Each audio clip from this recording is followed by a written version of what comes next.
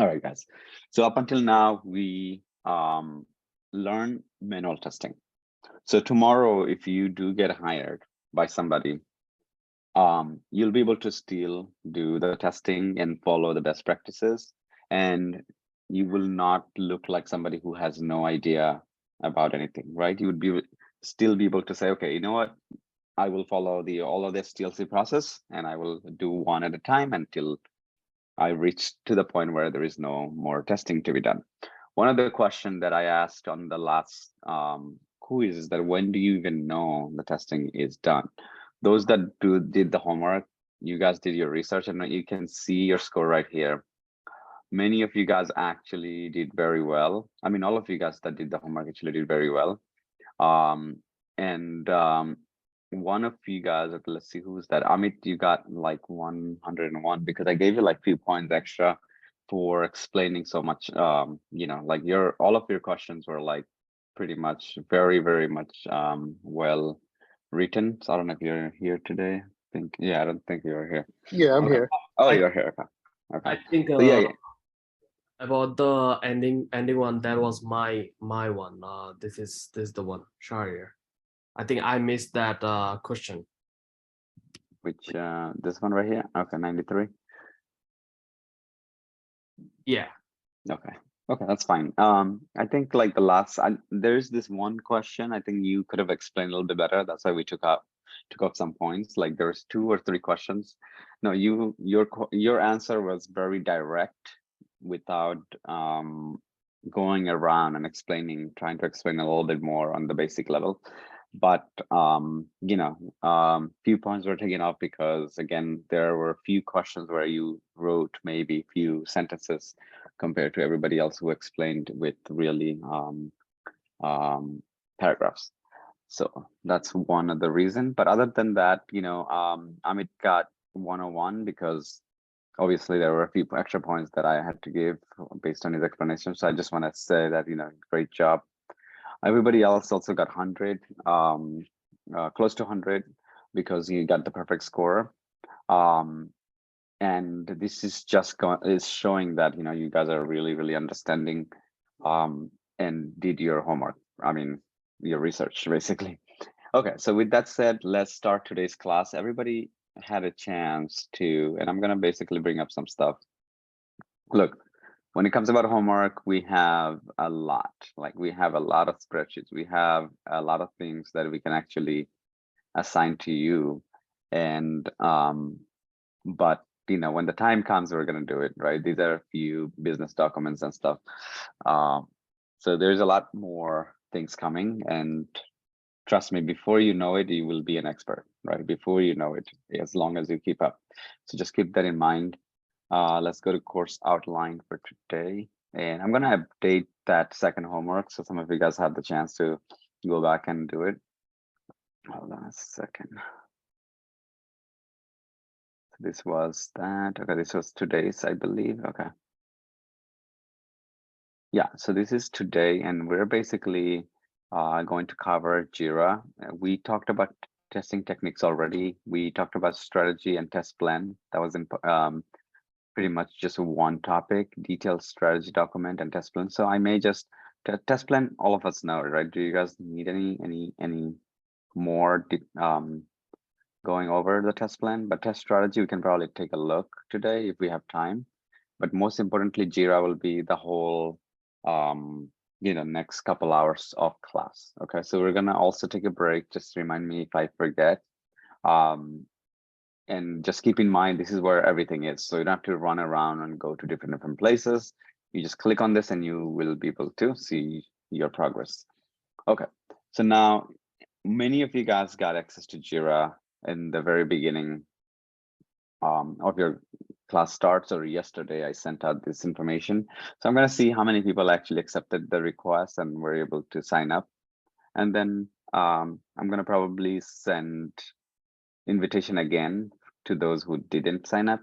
So guys, I need you guys to sign up for a few reasons. Number one is that we're going to be experiencing, or we're going to be doing things as we do it in as we finish the overview of the class.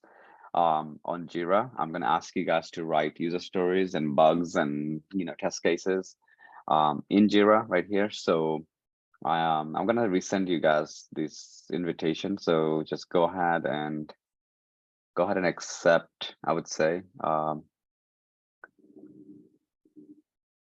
and just sign up and just wait for me to say, okay, what to do next, right? So sign up and just be ready. You should be able to see 2 projects when you sign up. Where am I? So keep in mind, you guys will have 2 weeks with this product access. So after the 2 weeks, you will not be having this access. So my recommendation, do your best. Also, another thing that I want to mention is that we're not coming back to Jira. Once we cover it today, it's done, right? Because few reasons. We have more technical tools to go over. Number 2 is that this specific tool was designed for non-technical people, right, in your team. So people that do not have technical knowledge, they can use this. This tool also is user guided tool. So I'll try to give you guys all the possible explanation on how to do and what to do and how actually this comes into play for us in our STLC process, or at least in our agile process. And then I will move forward. Just keep in mind, if you ever need to remind yourself of what is Jira and how Jira is being used, just do this video. The other thing is we have a video about Jira, and we posted on YouTube, and we got a lot of feedback from people that are like, I'm talking about working professional, and that actually mentioned saying that this is really more, I would say, focused on the work related, and our explanation was more on the work related, and they felt like it was very useful because they don't want to talk about what are the capabilities. They want to talk about where it's being used and what is being used, right, in your team. So that's what I'm going to be focusing on for the Jira. So now what is Jira? The first thing, maybe you guys want to Sorry to ask cut a you off, question. Jewel. I don't have my email in there. I didn't get an Oh, you invite. don't? Okay. So give me your email. It's AKTER MUKTA 500@gmail.com. Okay. Oh yeah, the other thing that I want to make sure that you guys follow, when you guys do the homework, make sure you have a right email address. If you have a wrong one, what happens is now I can't, like the automated process that we have where the grade goes and puts it into a single spreadsheet, it doesn't happen, right? So what it does, it just creates a new one in the bottom. So now we have to manually go and do that manual work. So make sure your email address is correct when you do the homework. Okay, so I will, in the meantime, I'm going to start the class, but start to accept and try to sign up. It's probably going to take you 2 seconds, 3 seconds, whatever, 30 seconds, right? Now, what is Jira? Jira is a task management tool. So think about this way. You are doing your full STLC, you're in an agile environment. A developer finishes a task, right? And now you have to test it. Do you really want 2 different tasks for developer and QA? No, you just pick it up from where he left off. So that way you can finish rest of the necessary assignments to finish that user story. So, and then also to be able to know who's working on what is the deadline, how long you should be taking, what is the size of it, and if you have any questions, if you have any comments, if you have any screenshots. So all of that information needs a management tool, a tool that can not only manage but also provide notifications when the changes are taking places. So there are plenty of tools out there for this kind of management, task management. One is Monday, which is like a very recent one, and they're very, they're selling. They're pretty much selling, I would say. A lot of companies already adopted to it. There is another one called Rally.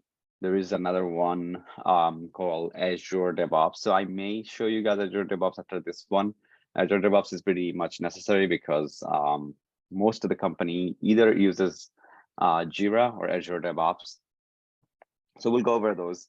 But this is more like assignments, right? You go to this website, you sign up, and you then go to your project and you see your teammates, who's working on what and what are their progress and how much work they did and things like that, right? So it's nothing crazy. Don't expect this to be like highly technical, but also if you find this very technical, then we need to discuss, because this is almost like you're using Facebook or whatever, right? It's a user guided application.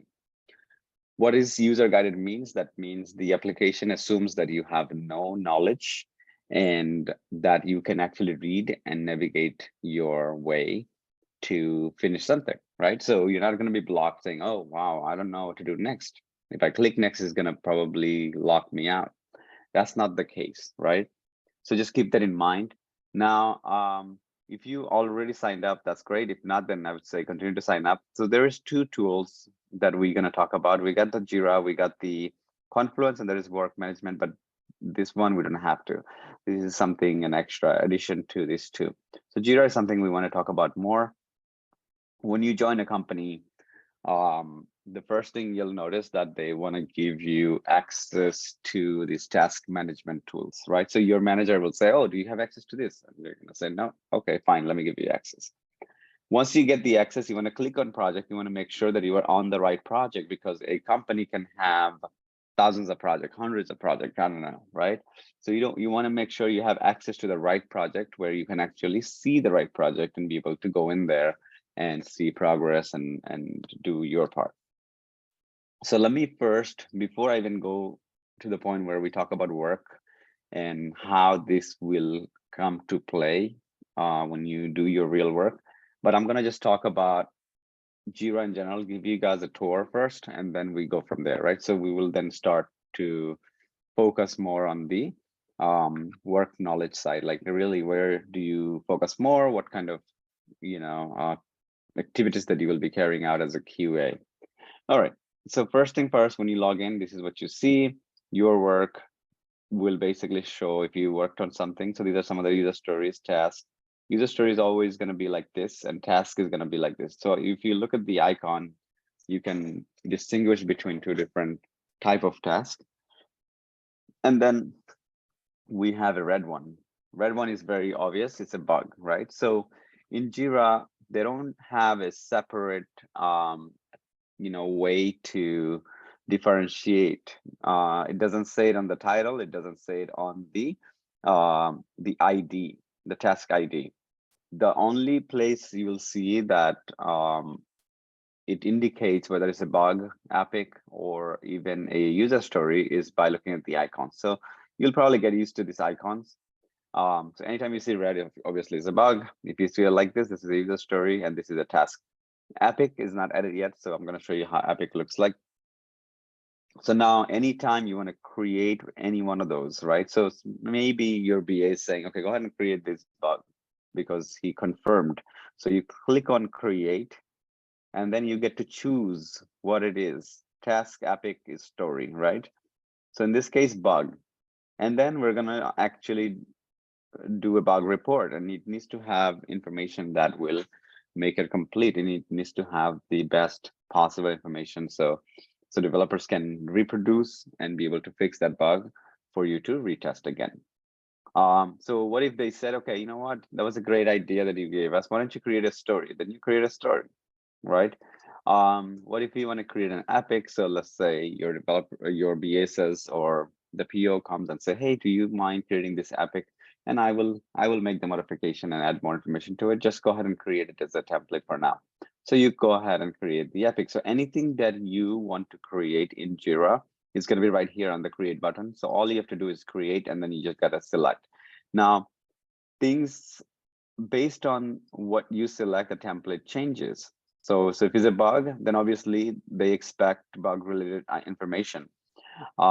These information can be customized. So your company, your team, your manager, whoever, they can actually customize this to take only information that matters to them.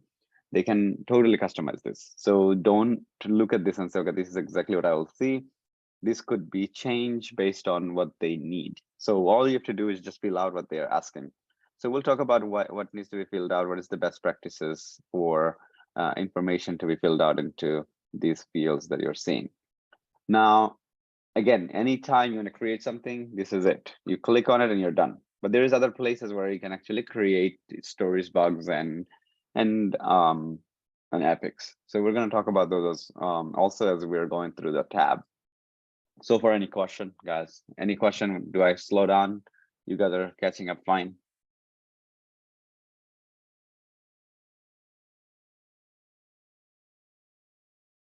Okay, so nobody has question. That means everybody is on track.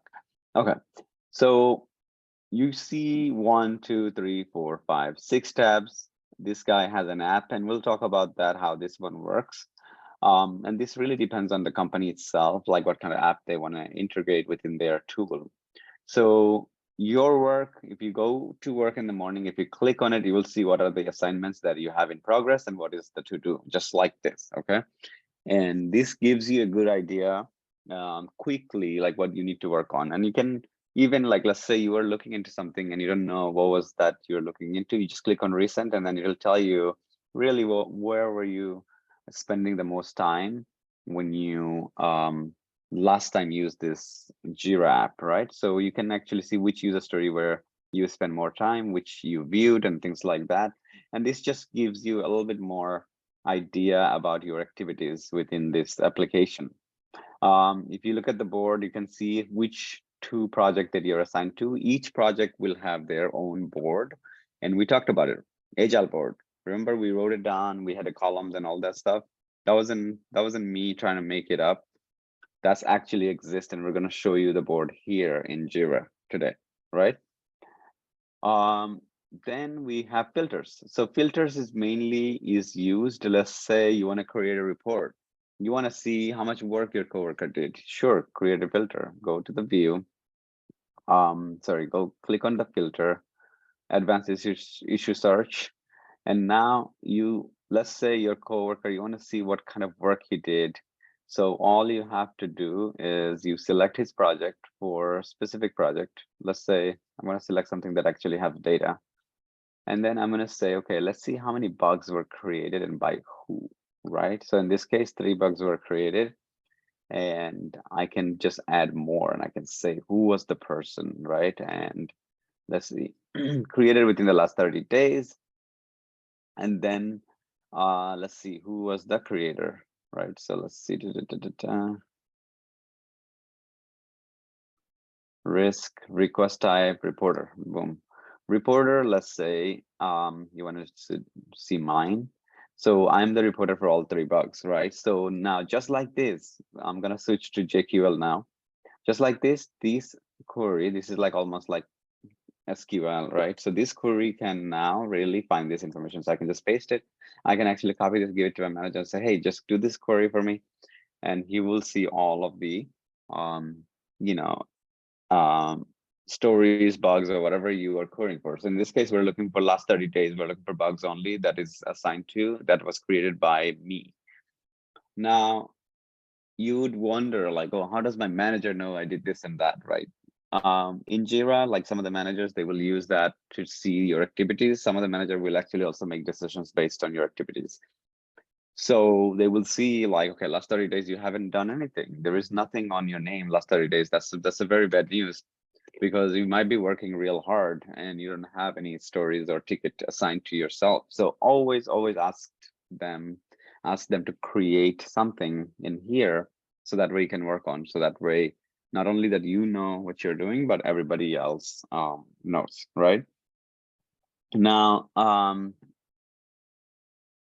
so that is filtering. So not only that you can spy on your coworkers and see what kind of work they're doing, you can work on, you can actually spy on your boss too if you really have that kind of access. Some companies, they just don't care. They give you all the accesses in the very beginning, but I would say it's not just for spying, it's also measuring your workload, right? So if you feel like your coworker is doing four assignment for you know,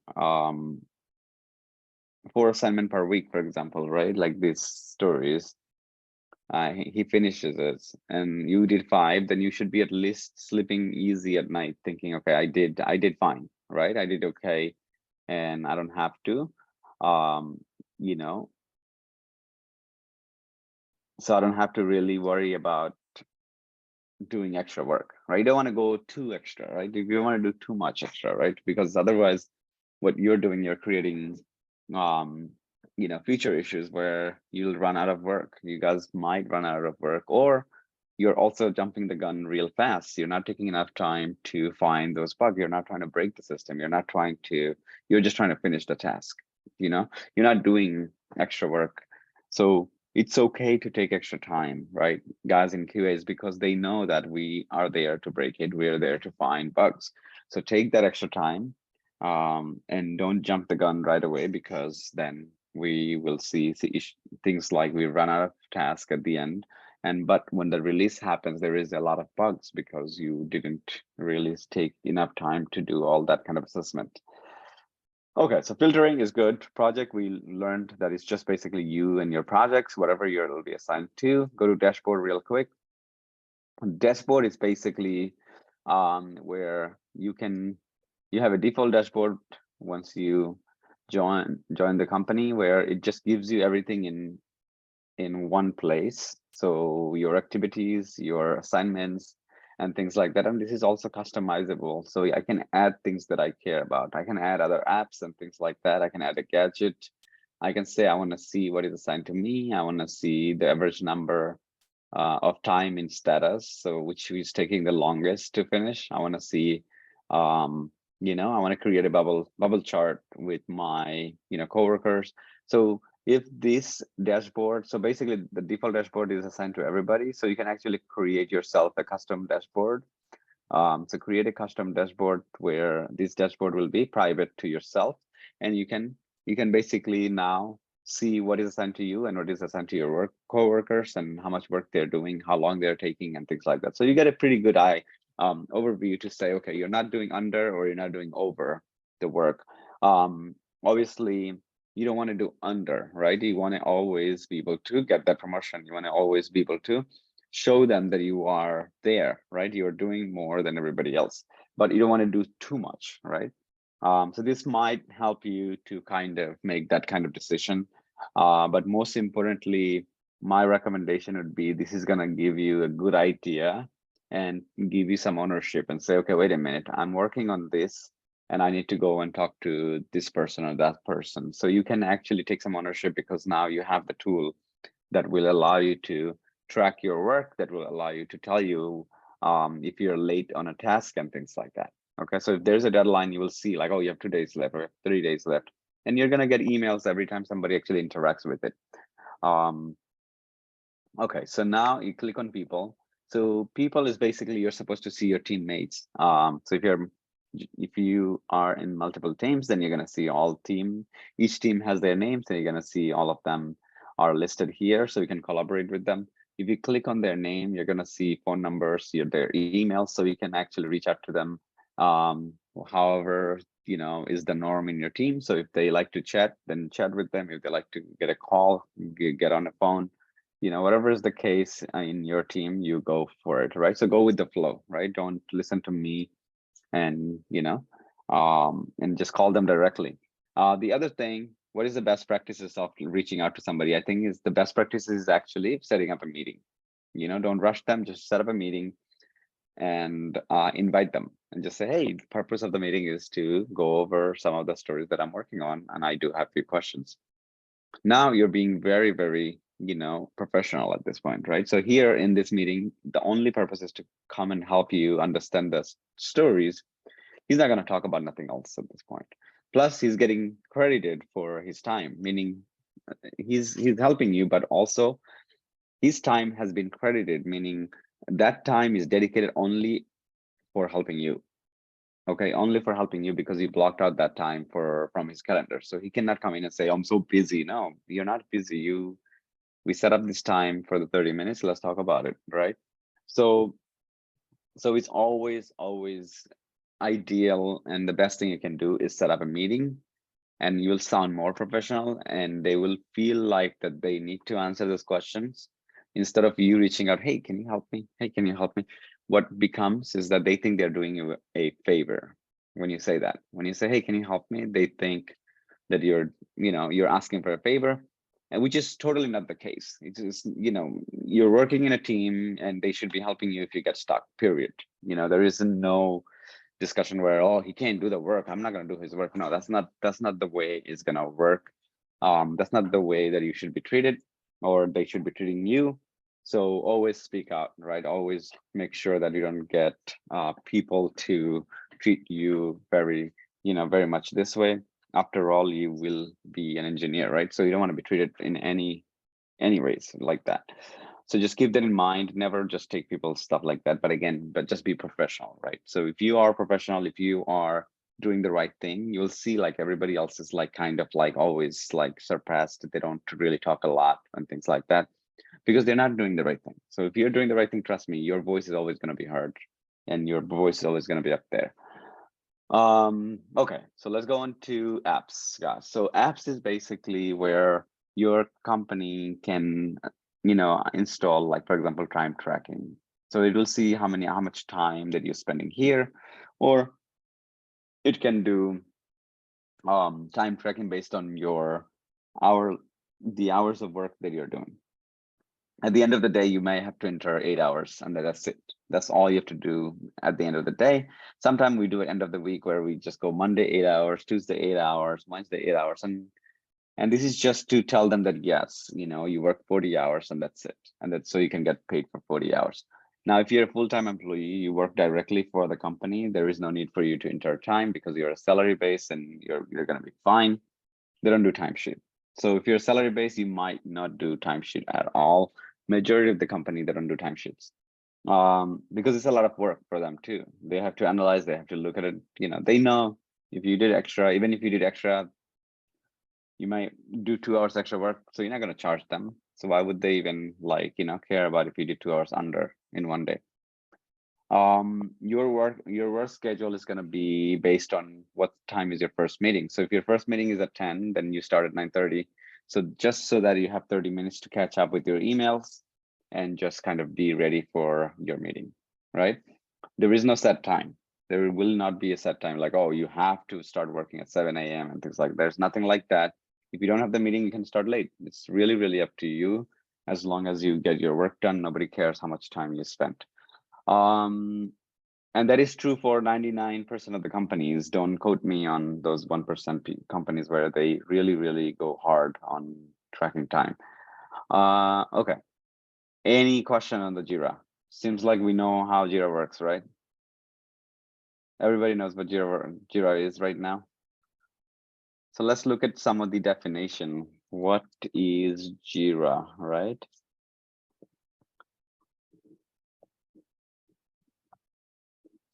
Okay, so Jira is a software application used for issue tracking and project management.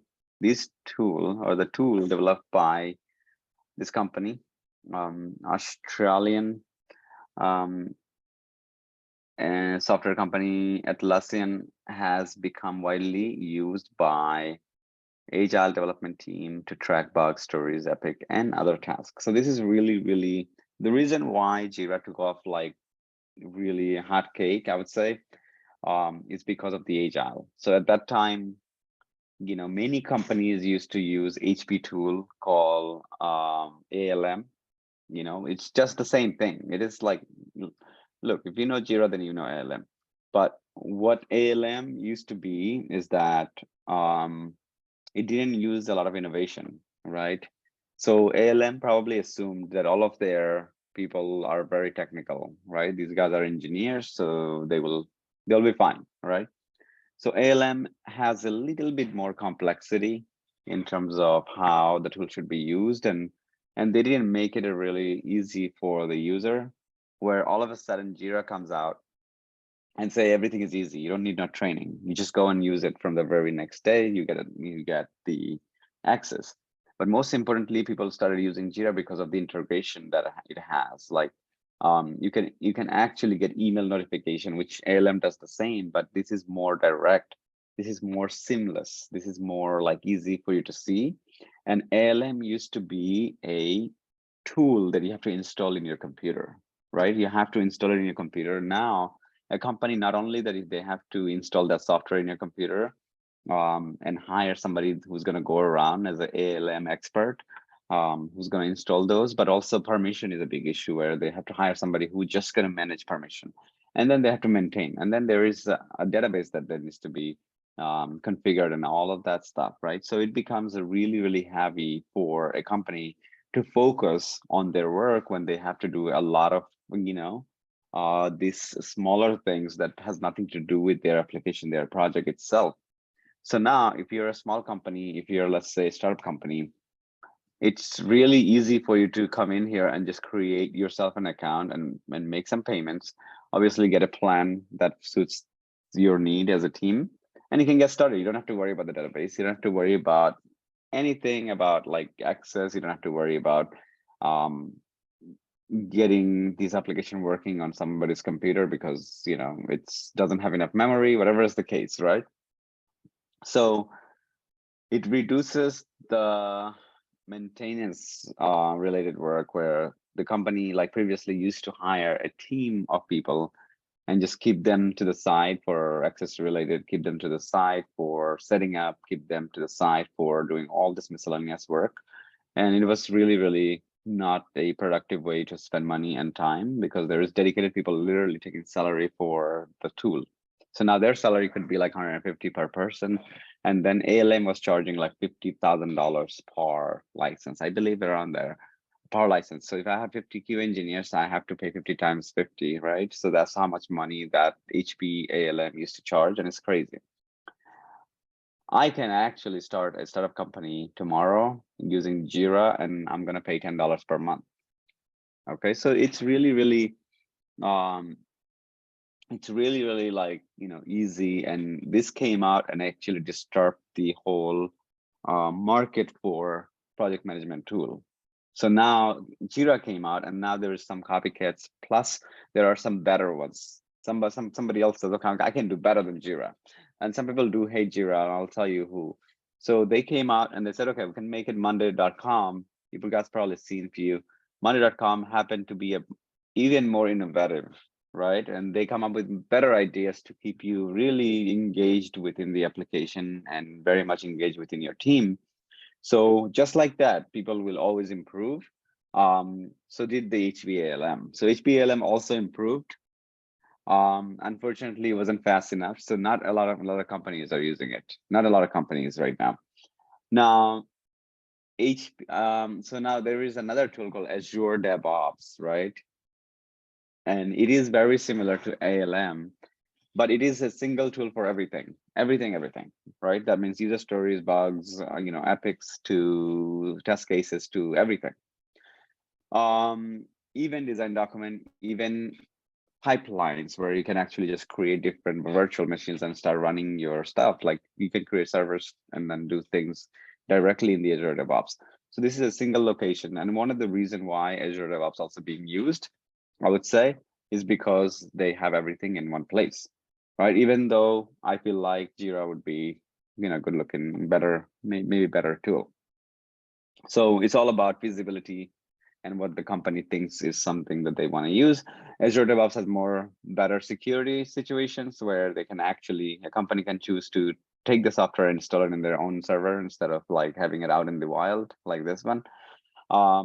So, and then, it's basically really who's implementing it and what kind of preference. But right now, most of the tool can do very much similar features. They have the similar features basically for project management, task management related tool. How many people have so far got all of the access? Let's see again, check on you guys. Invited. Okay, so not a lot of people actually is. So I got 1, 2. This means people have the 3. thing up on right now, but if you scroll up, it says 15 active users, 15 invites. So it means everyone has it. Okay. Invited. Okay, so they just, I guess, not active, right? Okay. It just means that they have it opened up.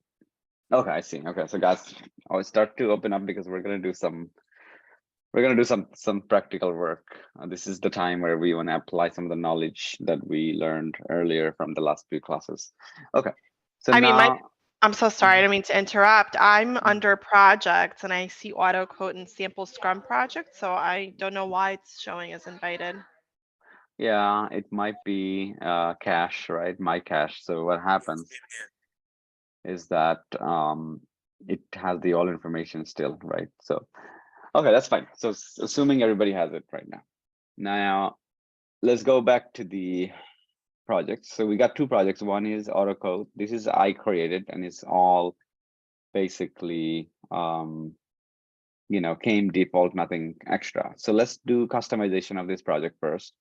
But before that, we want to talk about roadmaps, Kanban, reports. So what kind of reports we can create. And then as you can see, we can integrate GitHub and show code associated with a specific, Jira ticket. Now anything like I'm gonna give you guys some reference what I say for the next couple hours is that anytime I say ticket, it could be, just assume it could be one of these ticket, right? Ticket could be task, bug, and epic, right? So in Jira, any one of these is called issue. Anything is an issue, right? Now the issue has a type. Each one is going to be their own type: task, epic, or story, or even like bug. So anything that you create in Jira, they call issue, but then each issue has their type. So you have to apply the right type. But when you create, you also have to make sure that you're in the right project. You don't want to create a issue on somebody else's project. Maybe you're working with two different projects, so you want to make sure that you select the right project before you do that. Okay, so this board is empty. So let's go back to the sample. So sample board, it's like we got the user stories and everything. These are just sample user stories. So we'll talk about those. And we have few bugs also and few tasks. Now, is this how it looks like at work? So you go to work and you want to see what's on your plate today, what you have to work on. Then this doesn't really tells you everything about it. So now we got to do in progress and done. And it's because, again, this board was created with default, right? It doesn't have anything that we may want to add. So I'm going to go ahead and add a few things, columns that I think I should, right? And this might be, again, every project manager or every QA manager can actually go ahead and make this kind of change that I'm making, right? So you will see like this is a highly customizable for your team. So just keep that in mind. Whatever you do, your active sprint board may look a little bit different, but it will be very much similar. So now that I know from to do where it goes, progress is basically developers when they start working on it, but then it cannot just go to done. We have to do QA, and then QA is done, UAT, and UAT is done, then only then it should be done, right? So I'm going to add some status in the column. So column number one is I'm going to say in QA. That just means that we are, and it's going to still have the category in progress. You know what? I'm going to add a category 2. First, I'm going to add few categories, so that way at least select for development. Okay, QA, in QA. So it's just basically still in QA, and that means it is categorized as progress. So we're going to just go ahead and do that, and then in UAT. So this will help later when we create some sort of reports, right? And then we have to create, and this is something that you don't do it, right? It's only project managers do. They are the owner of the board, so you'll probably not even see this view. This added view something that you will not see it. And then, so I just added that. Okay, so 2 columns should be fine for now. Okay, you know what? Another column, ready for QA. I feel like this is necessary because how do you know which is ready, right? So let me put my mouse stopped working. Okay, so now we have 3 statuses that we can apply to 3 different columns. The first thing for us is ready for QA.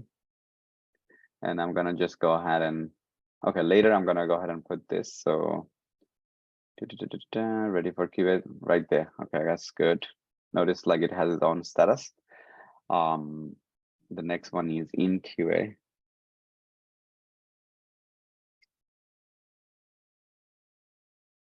Existing, and so we got the in QA is the next one. And the last one is in UAT add. Okay. So this would be Uh, prepared for us basically in our boards, right? Yeah, you don't have to do that. This is basically the project manager or somebody who just starting, but you can recommend, you can say, look, my previous team, we used to have ready for QA column, which really is helpful. So you can suggest if they don't have it. Thank you. Hold on, in QA add.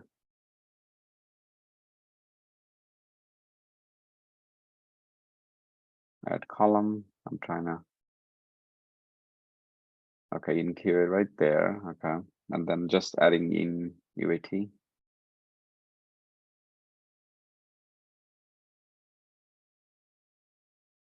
Cancel. Okay, in.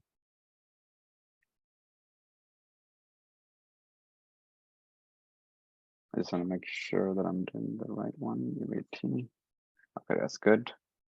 Perfect. Okay. So now we added this, and I'm going to explain why I did that. This one is set resolution. That means it will be done. This is the last stop, right? So now if I go back, I don't have to save it because it's auto save, but I can go into other settings also as a, as a project manager, and I can create filter for each of you guys. So I can just say this person, he has his own filter, right? So and things like that. And you can do it yourself on the other side also. Okay, so let's go to the spin board project sample, and then sprint. Oh, sample springboard. Okay, so just so you know, okay, so this is much better. So just so you know, when you let me just make this bigger screen for you guys, so some of you guys will be having easier time to see it. Now, whenever you start anything you do in Jira, make sure you go back because it puts you exactly where you are, and next time you go there, and even if you refresh, it will know where you were last time, and it will just basically keep you there. So my recommendation is, if you're moving around, so you go to first active sprint, then and the next time you log in, you'll be in active sprint. If you're in backlog, then it will be in backlog. So some of the feature works this way. So just keep that in mind and don't feel like, oh, maybe I messed up something, or maybe, the configuration changed, whatever is the case. Now, guys, remember we talked about Agile. How many people remembers Agile and the whole workflow, like you as a QA, where do you, where is your place? So this is, again, this is a 2-week sprint duration. So let's look at the duration time. It's gonna be here. Okay, and you see sprint. We talked about sprint. So now this sprint, I guess, starts on, let's see the time. Starts on the 4th and then finish on 18th. So it's just a single week. Now, a Agile team can choose between 1 week, 2 week, 3 week, 4 week, right? 4 week is probably the maximum they can go. So, but 2 weeks is always like the best one, right? So all the companies that are out there, they do 2 weeks. So for now, just go with 1 week. We can edit this later. Now complete sprint, just because I am also an admin, I can see it right here, but you're not gonna see it because this is for admin. Whenever the 2 weeks finish, or 1 week, whatever is the case for you, they will click on complete sprint. So what it will do, all the stories that are here, it'll be ready for release, and everything else will move on to the next 2 weeks. So if this one stays here, it will go to the next, for the next sprint. So sprint 3, everything will move and it will keep its status. So if it wasn't done, so if a story is not done in sprint number 2, and sprint number 2 is finished, and you're going to sprint number 3, if your manager goes and clicks on complete sprint, then you will go to sprint 3, but then all of the remaining work will also move to the sprint 3. So interview questions.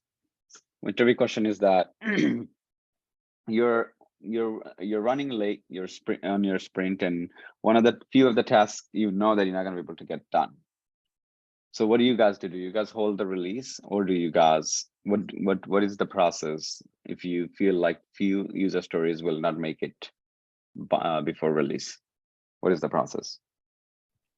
You bring it to the PO's attention or the PM's attention.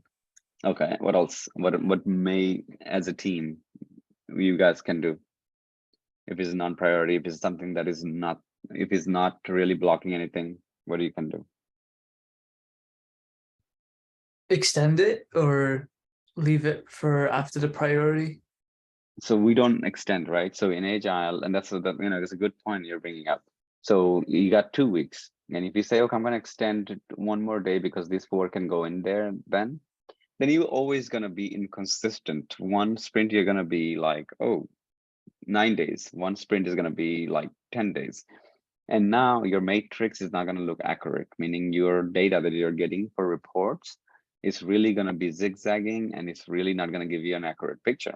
So because of that, we want to keep the 2 weeks. We don't want to like really, we don't want to really like wait for a story. But remember, your team is designed to work with user story that has highest priority. That means they finish with the highest priority, toward the end, but they may have some low priority stories that are not done yet, or it might be in ready for QA and you didn't get to do this because you were too busy with the other ones, right? So what's going to happen is that you will work with your team and the discussion will be moving into the next sprint, but then this will stay in the same status. So sprint number 3, you guys going to be moving in, and this is where you're going to pick up from. The next sprint, you're going to then work on this right away because it's already ready for QA. And this is not going to be released. It will release when it's ready. We don't delay the time because then there is no stability, right? Think about it. You're changing it to time here and there. And there needs to be a discipline, just like here, right? We have to make sure that we do the homework. Same thing. If there is no discipline, then really there is nothing, nobody cares. Somebody has to do something. Somebody has to do the job. Like somebody has to actually complete something. Otherwise, you would see that throughout the whole world, most of the companies are really like sloppy. They don't have innovative ideas and things like that. So somebody's actually clearly doing something right. You'll see like there are people in DMV and they're just not doing the right things, maybe like sitting around, spending too much time, whatever is the case. But there are some people actually doing the right thing, right? And that's why it's running. Otherwise, it would be really, really not gonna be good for the whole company or whole organization as a whole. So because of that, we need to make sure that these 2 weeks never changes. If we commit to that, we don't want to say, okay, we're going to do 9th day. No, we don't want to do that. We want to make sure that the whole team works based on the priority. So the highest priority can move first, so there is no risk at the end. There is no risk, right? Okay, so let me just give you guys a little bit overview of Active Sprint. When you start your sprint, this is how it's going to look like. Everything is going to be on this side. Okay, so I'm going to start moving things right now, and then we'll probably move it back. Okay, so 1 second. My mouse is stopped working. What? Okay, so let me just move this right there. And if it's green only, then like it'll move, otherwise it will not. So you guys remember when I did this class where we had this diagram and we created these columns? You guys remember that?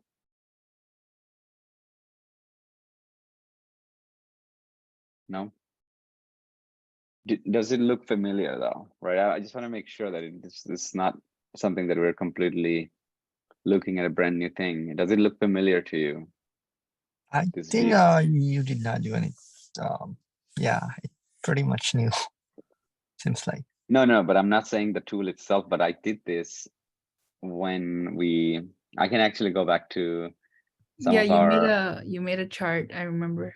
I think yeah, it was a second class. You made like columns and you wrote down to do in progress. Stuff. exactly. Yeah, so what I want to like here is that, yes, this does look familiar because you guys did similar, right? So this is more like digital compared to what I did with my hand. Drew it for you guys. That was for a demo. That was basically for us to learn. But this is where if you join a company, the chances of you working with this tool is at least like 70 to 80%. But even if you don't work with this tool, every other tool that does the same work, project management / stories and tickets management, or whatever is the case, task management, it will have the very similar interface, meaning it will be very similar. So if you're in the interview and your resume says you know Azure DevOps and you also know Jira, you can confidently say yes. If you actually know Jira, it is very much identical, guys. Because they have to do the same thing. They both have the same goal, right? But one or another way, maybe the color is different. Maybe like the namings are different. Maybe the way that the columns are created is different. But to us as a QA is same because we don't do the configuration. We don't set it up, right? So maybe setup is different, but they look very much similar when you look into this specific board. So every day that you start your job, you're going to go into this board and see what's going on, right? This is where you see all the progress. But most importantly, you guys remember the first meeting in Agile, the very first meeting? What is the very first meeting we do in Agile before starting sprint? Sprint planning meeting. Okay, so sprint planning meeting, assume a sprint planning meeting is happening now. And I'm a BA and PO at the same time. So what I'm going to say is that, guys, today is the sprint day 1 for sprint 2. And these are the stories that we are looking to work with. So let me go over each and every single one. So I'm going to click on it and it'll open up and I'm going to just read it. I'm just going to say, guys, do you guys have any questions? Any questions about this, task? And you'll say, well, it's missing acceptance criteria description. So now I'll say, okay, no problem. Let me add that. So I will probably add it on the fly, or I'll just add a note to say I'm going to add this later. So whatever is the case, I'll just add more description as a BA. Once I add it, I say, okay, does it now sounds like something that we understood? And then everybody's going to say yes, including you. And then they're going to say, okay, let's do your estimation, so you see minutes, hours, and things like that. So here you can say, okay, it's going to take me 6 hours, and maybe the developers and everybody agreed to take 6 hours, right? And you can see time remaining and everything. So you can actually track those time, and this story is done. Okay, this story is sized and estimate, and everybody agreed that it's going to be fine. So similar to that on the sprint planning meeting, we're going to talk about each and every single of those stories, and you're going to ask questions. You are going to ask questions because you're the one who's going to work with it later on. And you don't want to, basically, you might want to start early. So if you're going to start working with your scenarios and maybe writing the test cases, it's better to ask this question in the sprint planning. And also, you don't want to be awfully quiet because, sprint planning meeting, they rely on you more, right? So developers and QA, they rely more because you guys are the one who's going to actually do the work. Everybody else is just there to say, okay, what do you need? What do you need, right? So you guys should be asking questions, developer and QA.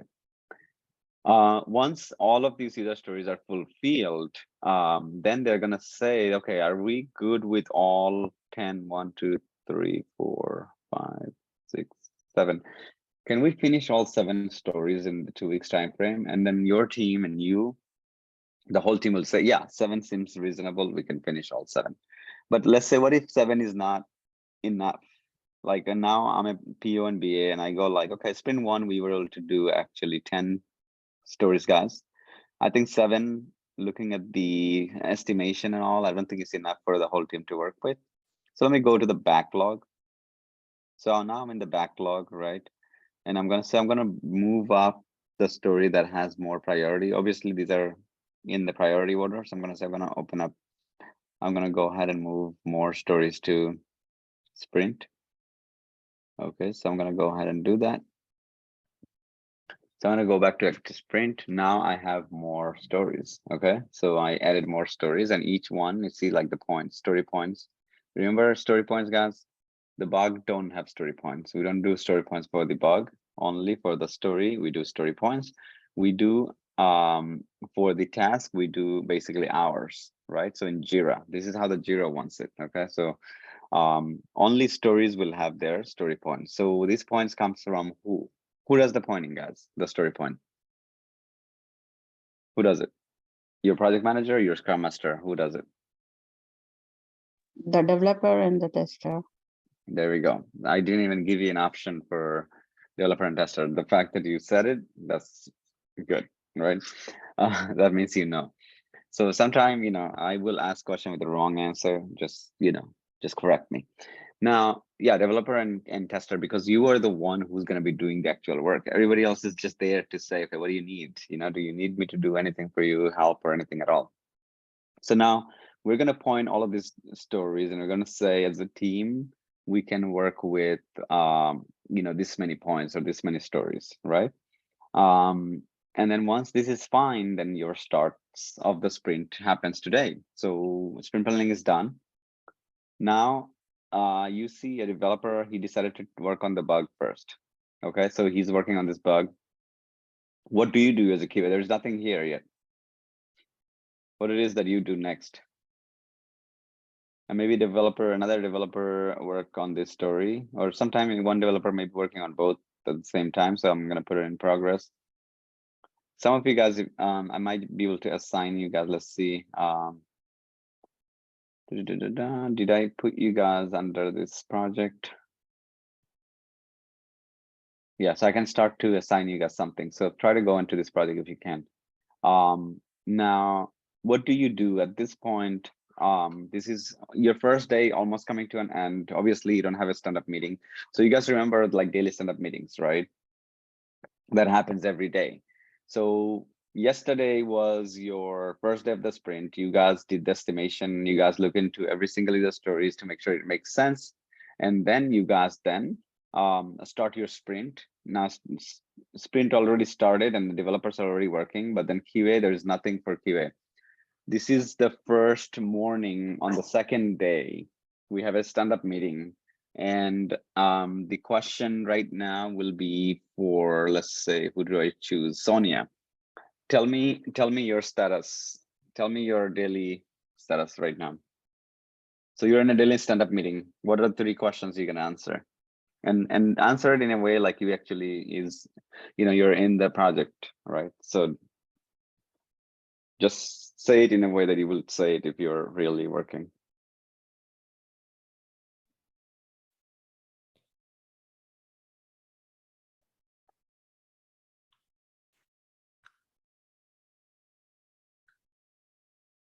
Can you hear us? Yes, yes. Okay, So, okay.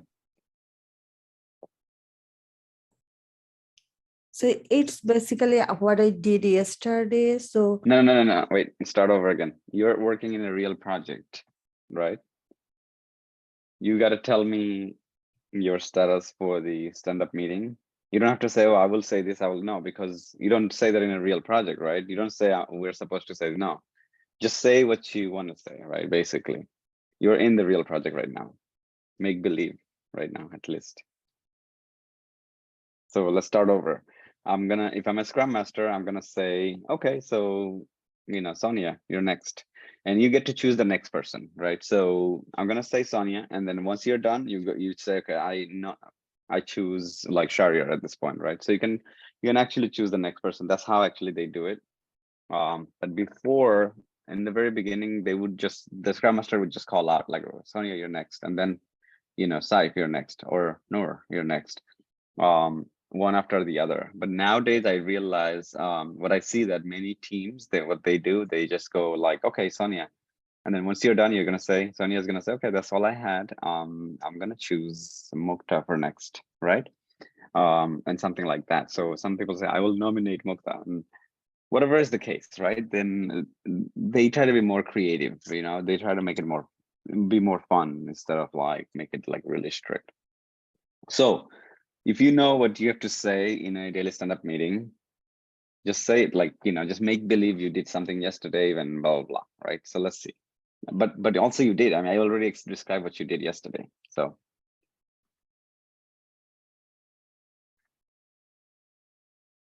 you want to start over or you want to pass? Just say pass. I will move on to the Pass. next person. Okay. Evelyn, your daily stand-up update. Sorry, Evelyn. Hi. I'm a little lost here. I'm so sorry. So do you know what daily stand-up meeting is Yes. and what your role is? Okay.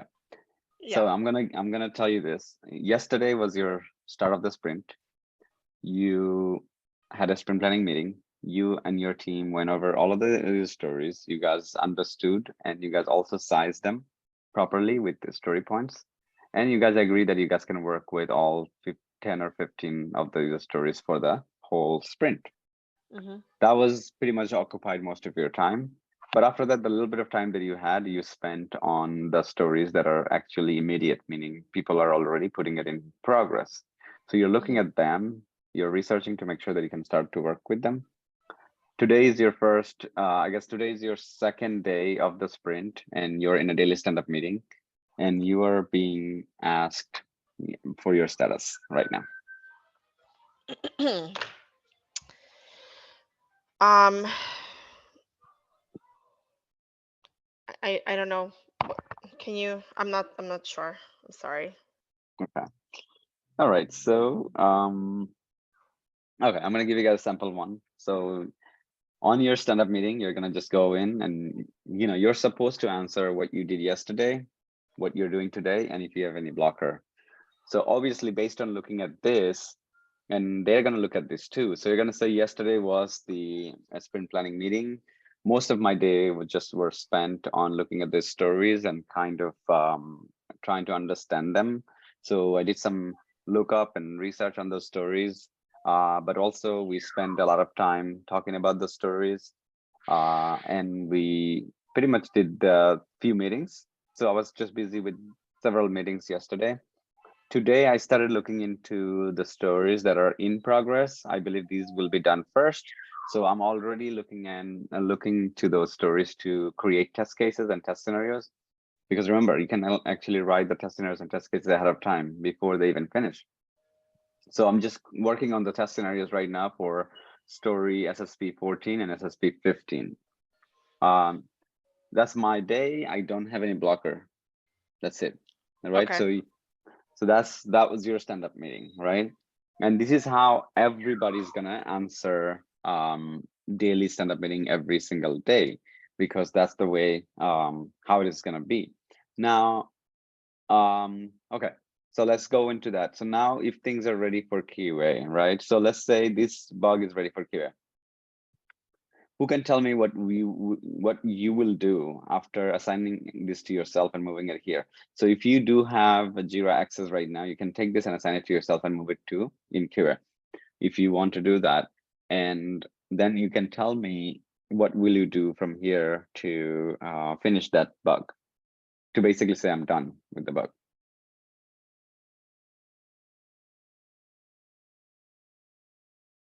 Okay, if you guys don't answer, I'll pick somebody.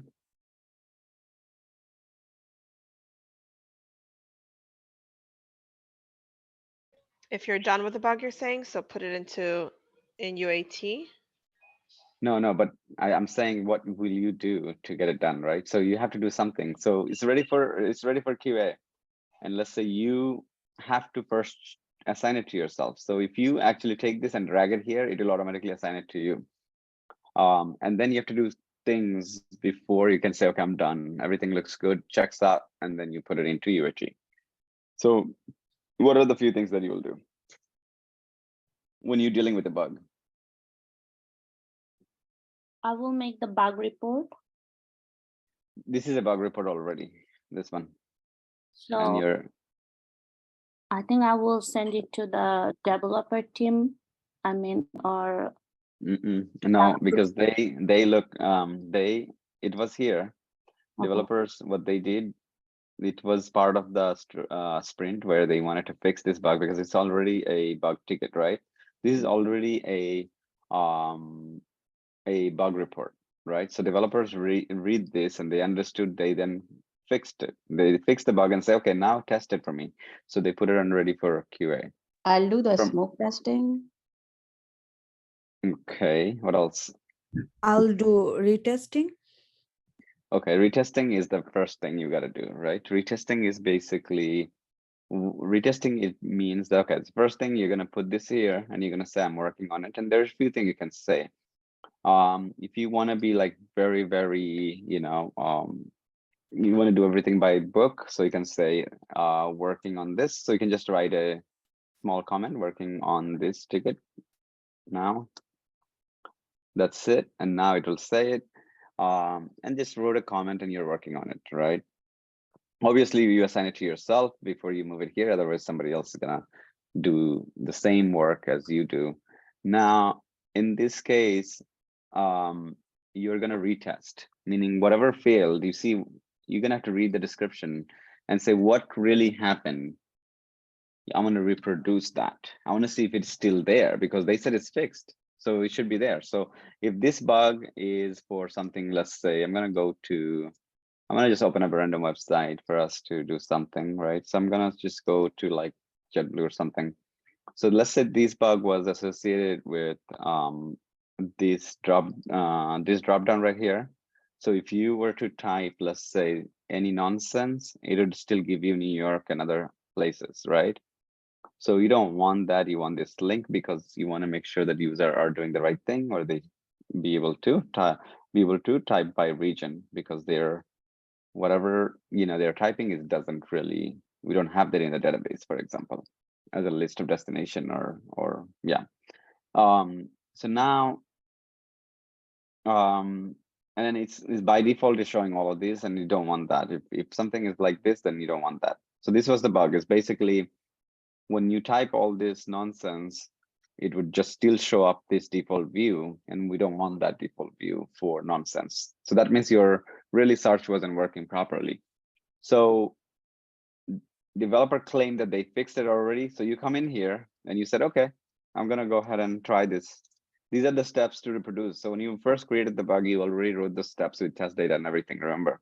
So now it's like, oh, wow, okay, this message is showing, this is what we wanna see. And then also this is what we wanted to see, select by region. And then if I click on it, it gives me all of it, right?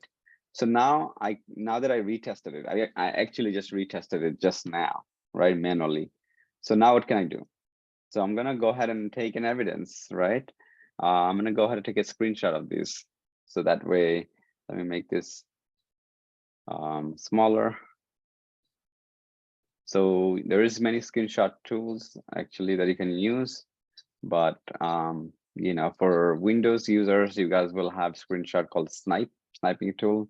So you can use it, and you can actually mark in something like this and say, this is also working, this is also working properly, everything is looking good. I'm gonna go ahead and let's say,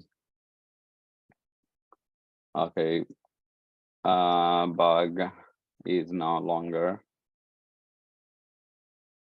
present, right? And then I can say QA passed, right? So basically I'm just saying, okay, it passed.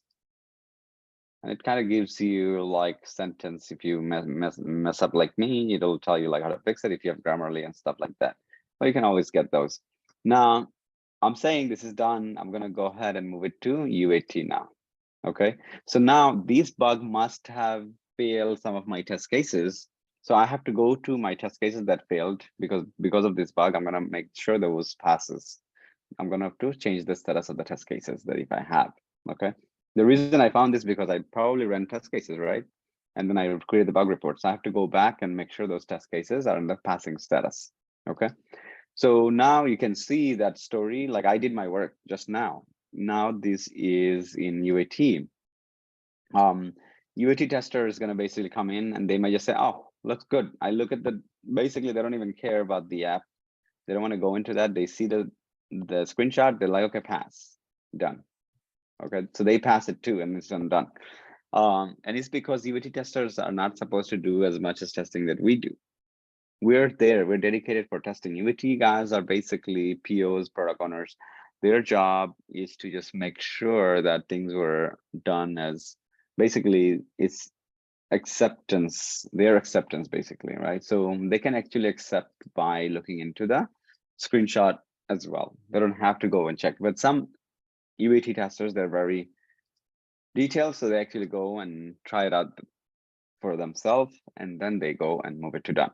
Okay, but at this point, if they need something, they'll come to QA and they will ask them like, hey, how did you test this? and then you'll have to answer it. So that's why you got to do the right thing, because they might just come and say, okay, wait a minute, I'm seeing something different.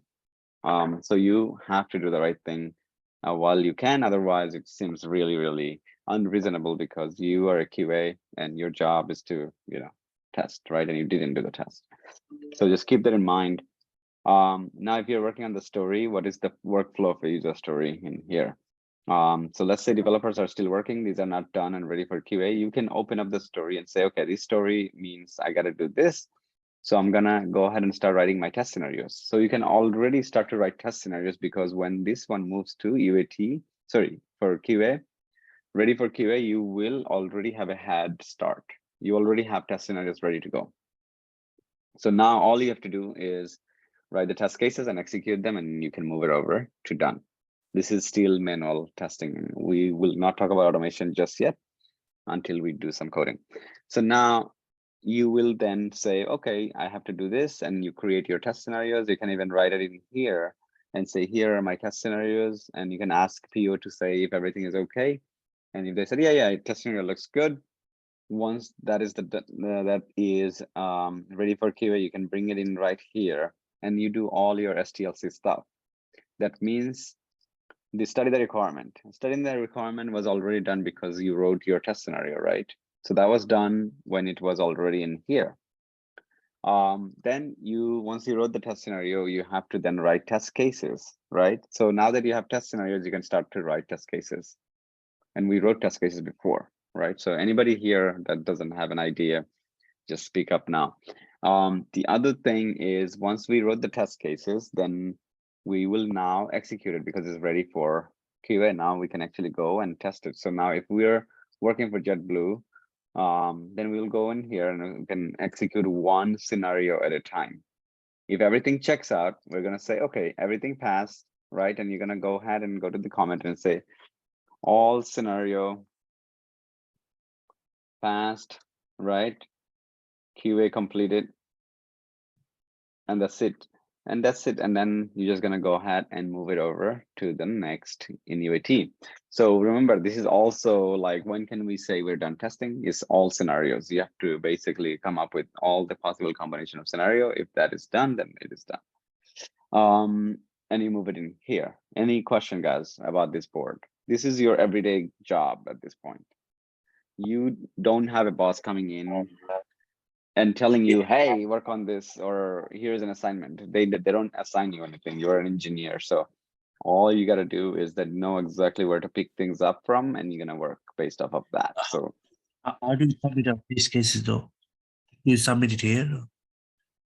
no, test cases have a separate tool. So we'll talk about that, where you submit the test case. So we'll have to configure the app for the test case. But here we're going to see testing, X-ray, or Zypher. Any one of these can be used for testing. So test cases, maybe we'll use Zypher for now. I'm going to install the app for you guys so we can free trial. Let's get the free trial. All right, $10 a month. So let's give you a little bit of overview how the test cases is. This is how you write the test cases in Zypher. It also allows you to automate if you have automation tests. Okay, so now we added the Zypher. Let's see if I have to do any configuration actually. Okay, that's fine. So now that we have Zypher actually, so we can click on create, and if I click on this, and I can say create a test. So each test case is going to be created like this. Okay, so now the test is right here, and you're going to say the scenario is going to go in here, and you're going to write all the details right here. Description, remember test description, and pass fail is going to happen when you actually execute. Okay, so this is like where you're going to say verify this or that, right? This is where you're going to go ahead and enter all the details like steps, test data, and everything. And this is where you can actually put a attachment. So if you're testing in the future, you can look at the before and after changes. So now that you have a picture, you can actually see what you're testing. So just keep that in mind. Any question, guys? So this is like this is a single place. You can now say I use Zypher for writing test cases, right? It's nothing crazy. All you got to do, click on this and create yourself. Instead of a story, you click on test. Okay, that's it. That's all you have to do.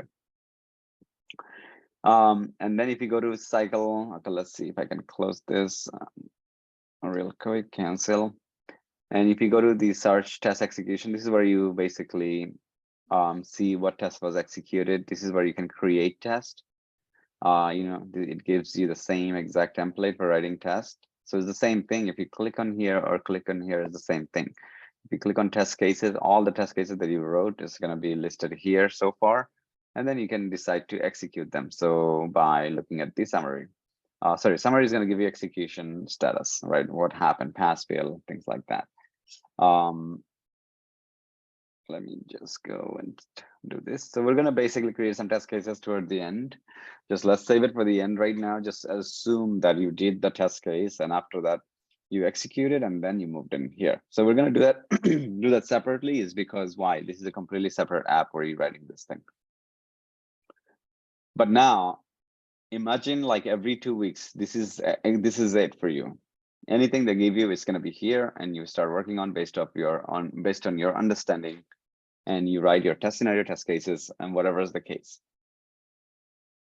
Does it seem easy? Does it seem like awfully easy? Does it seem too good to be true? Anything? Let's talk about it before we move on to the next step. I'll say a bit more deeper into Jira. Is it too good to be true kind of feeling right now? Like, oh, wow, I can do this. Yeah, kind of. Anybody else feel like, oh, this is crazy, I can't? It seems easy. I think we just need to practice, like hands-on. Yeah, and Yeah. and you do have access to it now, but at least initial feeling, right? I'm not asking you to say, okay, you're an expert by now. No, I'm just saying your feelings. What do you feel? It sounds like easy. We just need practice. Right. Okay, so we'll do some more practice. I'm gonna probably do a few with you guys, so that way part of the homework will be like working with this and create bugs, stories, test cases. Now okay, so Sorry, Yeah. I wanted to interrupt you. So in waterfall method, they still use the Jira or no? they can, if they want to, but they're already in waterfall, right? So they might they're already far behind with technology, because waterfall, even if it's like a highly secure project, they can still use agile. Now if they are still back in the time and using waterfall, then I can only assume they also have older tools and technology they're used to, right? And they don't want to move away from it. But right now, as far as you're concerned, most of you, like 99% of you guys are going to be in agile.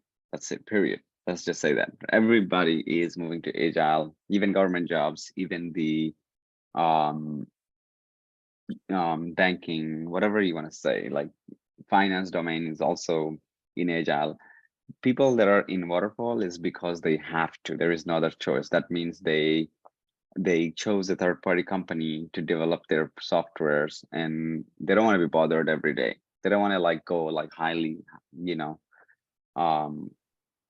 want to like deal with that constant communication, because they want client to tell them exactly what they need and they will build it, period.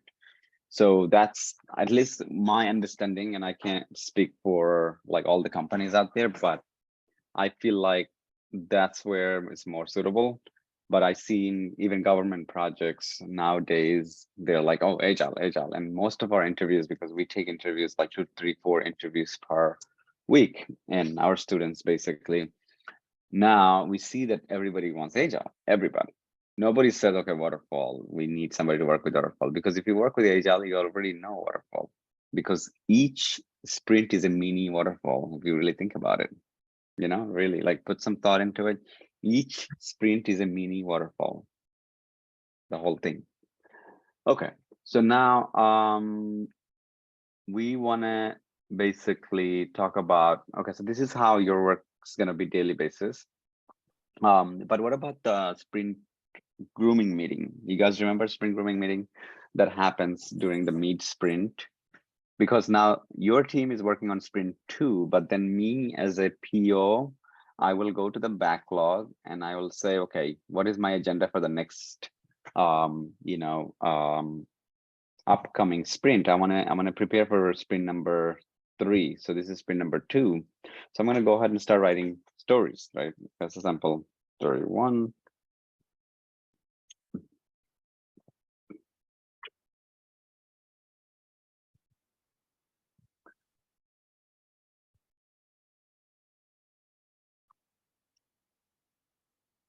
So in the meantime that everybody, the whole team, I'm talking about developers and QA, you guys are busy with your work. You guys are trying to finish this. In the meantime, me as a PO, I have my work too. So you'll feel like, oh, this guy has nothing to do. He's just always in the meeting.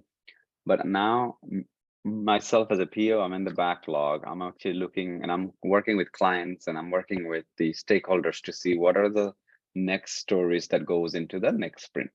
Okay, and then whatever they say, I'm just writing it down and I'm creating stories and making that ready.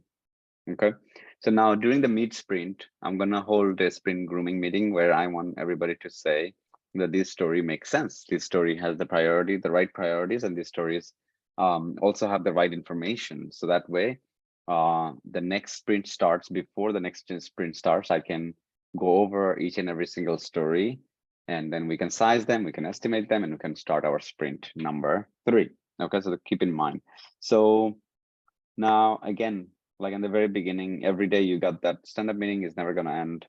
So things are gonna keep moving like this, okay? Things are gonna keep moving like this, and you as a QA is gonna work. In your end of 2 weeks, what's gonna happen? All of them are gonna move into done. Now let's do some knowledge tests, guys. Like I wanna make sure that you guys can kind of provide some sort of input. So if you, okay, so this question is for Shahriar. Summarize what's happening in that 2 weeks, only your responsibility as a QA. What's happening here by looking at it? And what would you do, right, in the very beginning to end of the sprint?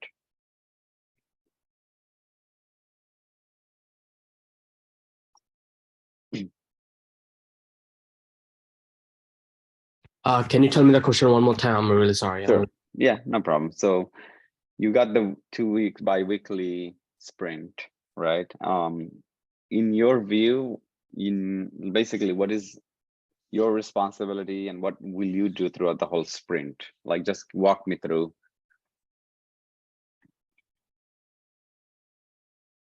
Okay, so on the sprint meeting, first of all, I'm gonna look at the stories and I'll kind of understand what's going on, what needs to be done, and when it will be ready for me as a QA.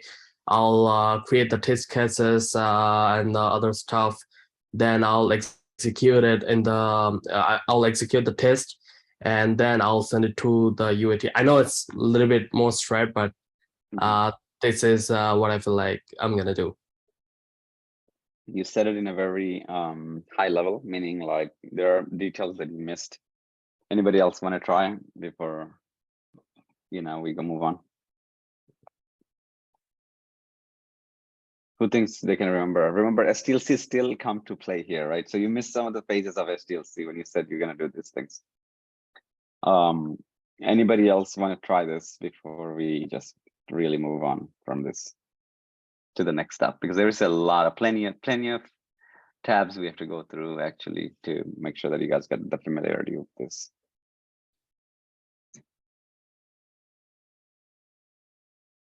Nobody else want to try? Okay, so I'll give it a try so you guys can kind of get a good maybe what it should sound like as a QA from at least from the QA side when you start a sprint.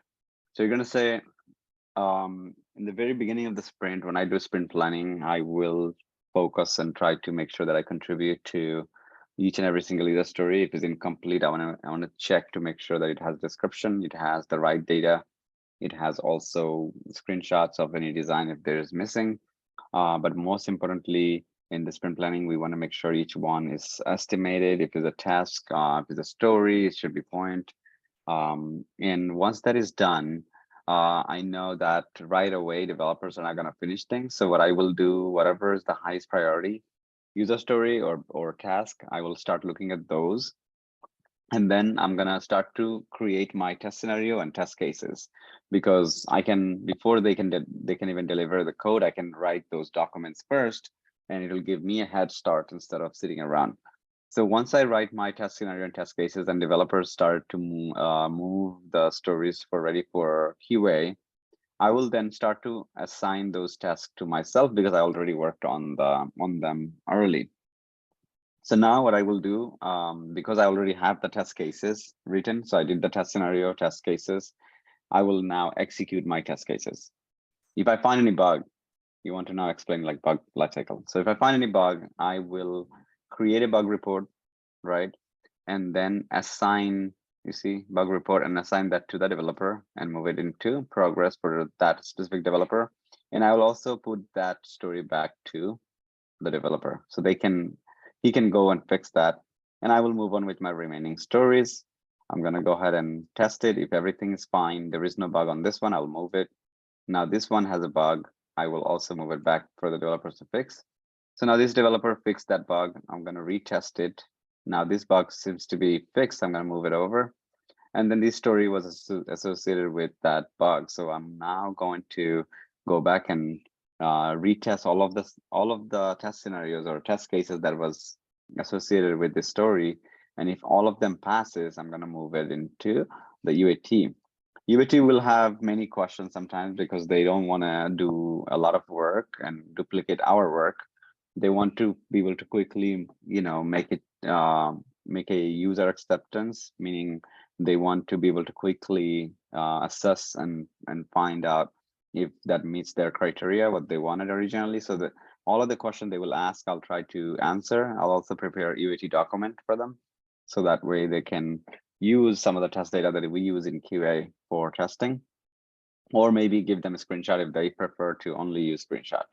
Once the UAT is done, it'll be moving into done, right? So that's my day in the whole sprint, or that's my typical activities in a sprint for me, right? So there's a lot of interaction between me and dev. There's a lot of interaction also between me and UAT, because dev is because when they fail, you want to talk to them and get it passed until it's done. You retest it and you then move it over, right? Any crystal clear? Anything that you guys have any questions? Is it clear, guys? Yes. Okay, because remember, this is your work. You can't be confused about it. So there shouldn't be any sort of confusion. No, maybe I can do this, or maybe no. There is no maybe. If you have a maybe, you let me know. I will make sure that I give you a solid answer to say, okay, I can only do this. Now here, imagine like you have a bug, like this bug right here. You found it, and now you're like, oh, maybe I have to fix it. Now start looking into the code. You start looking into the code, and you spend 2 days, 3 days, and you're like killing yourself at home. Your husband is looking at you and is like, oh my God, my wife is going through too much stress, whatever is the case, right? And it's because, why you're putting yourself so much into stress is because you just forgot that this is something that is not your job. You just give it to the guy, right? You just give it to the developer, and he will go ahead and fix it. There are some people actually do get nervous, like thinking, oh my God, now they think I don't know anything, or they will think I don't know. Just give it to them. Our job is to find, not to fix it. We don't fix it, but we can go as close as possible to fix, meaning we can actually go and find where this is happening. We can find root cause to minimize some time, but we don't have to. They're the one who's supposed to find root cause, so that way they can actually apply a proper fix. So just keep that in mind. That's why I'm trying to make sure that this is crystal clear, at least on the testing point of view, guys. Everybody's going to be good with the active sprint. Anything else that we want to cover that you feel like here in the active sprint is, you need to look into? You think you have pretty good idea, right? What happens in retrospective, guys?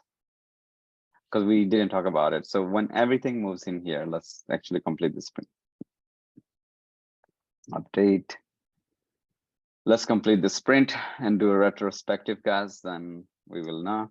So whenever we finish a sprint, so you see it's done, I'm going to click on complete. 10 story was done, completed, and boom. Now I can see, like, remember burn down chart? So this is a close sprint. Okay, this is a sprint chart. And then there is a lot more. I see all this report that the manager can see what happened between which day, velocity chart. I got the cumulative flow chart. I got the version epic report, if there's any epic and at all. We got the release burn down right there. We can see like how much work was done already, you know. So all of these is available to not to you, but to the Scrum Master or your manager, and they will probably send out emails to their bosses to say how much work was done and what are the progress that they're making, right? Sometimes they will just send it to like all of the team members. So you can see burn up, burn down. So if you look at the burn down chart, it's probably something that more interesting because now you can see how much work was being done as time goes by. So this is where you started with 17 points, whatever is the points, I think, yeah. And then toward the end, you're able to go all the way to 0 points from here to the 0 in the 2 weeks time frame, whatever is the time frame that you agreed to with your team. Okay, so they might just talk about these things during your sprint. So again, reports tab, we're just looking at the reports tab that has all these things, okay? All different kind of reports that automatically gets generated for team members to look at. Okay, so if you are privileged and you can see this report, that's great. Otherwise, you know, your manager is gonna probably send you an email with screenshots of these things. Okay, so let's go into that. Let's go back to the project real quick. So reports we just covered, okay? Sprint we also covered, but in sprint right now, as you can see, it's nothing. So if you ever see something like this, will you panic? Like, oh wow, there's nothing, or you know, there's nothing, that means I don't have to do anything, or there's nothing because I don't know, right? So in this case, that means you just finished your sprint and the new sprint hasn't started. When does the new sprint start, guys? When can I start the new sprint? Once the earlier sprint is finished, once we finish the sprint, we go for the another one. Yeah, but we have to have a sprint closure, right? A retrospective meeting. Mhm. We do as a After the- retrospective. Yeah, and after that we can go ahead and do a sprint planning. Yes. Right, so let's do that. So let's do the retrospective. So this is where we're going to retro. There is something called Confluence. I'm going to click on that. And now it tells me, what do you want, right? So as a manager, I can say what I want. So first place, that's fine. I can add you guys there. So I'll skip for now, but some of you guys should have access. I think I provided full access there. So now I can say bi-weekly notes, this is one. I can probably add a nap for retrospective. I want to see if I click on create. Let's see if it gives me the option. It's been a while that I dealt with Confluence.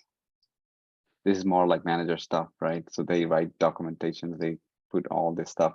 So Confluence, just to give you an overview, this is where you write documents like how to. This is where you write documents like what people should do. This is company-wide documents, right? But this is where also you can go ahead and do retrospective meeting, right? So project management, document management, let's see. Right, retro, R-E-T-R-O, boom. Let's see, marketplace, smart terms.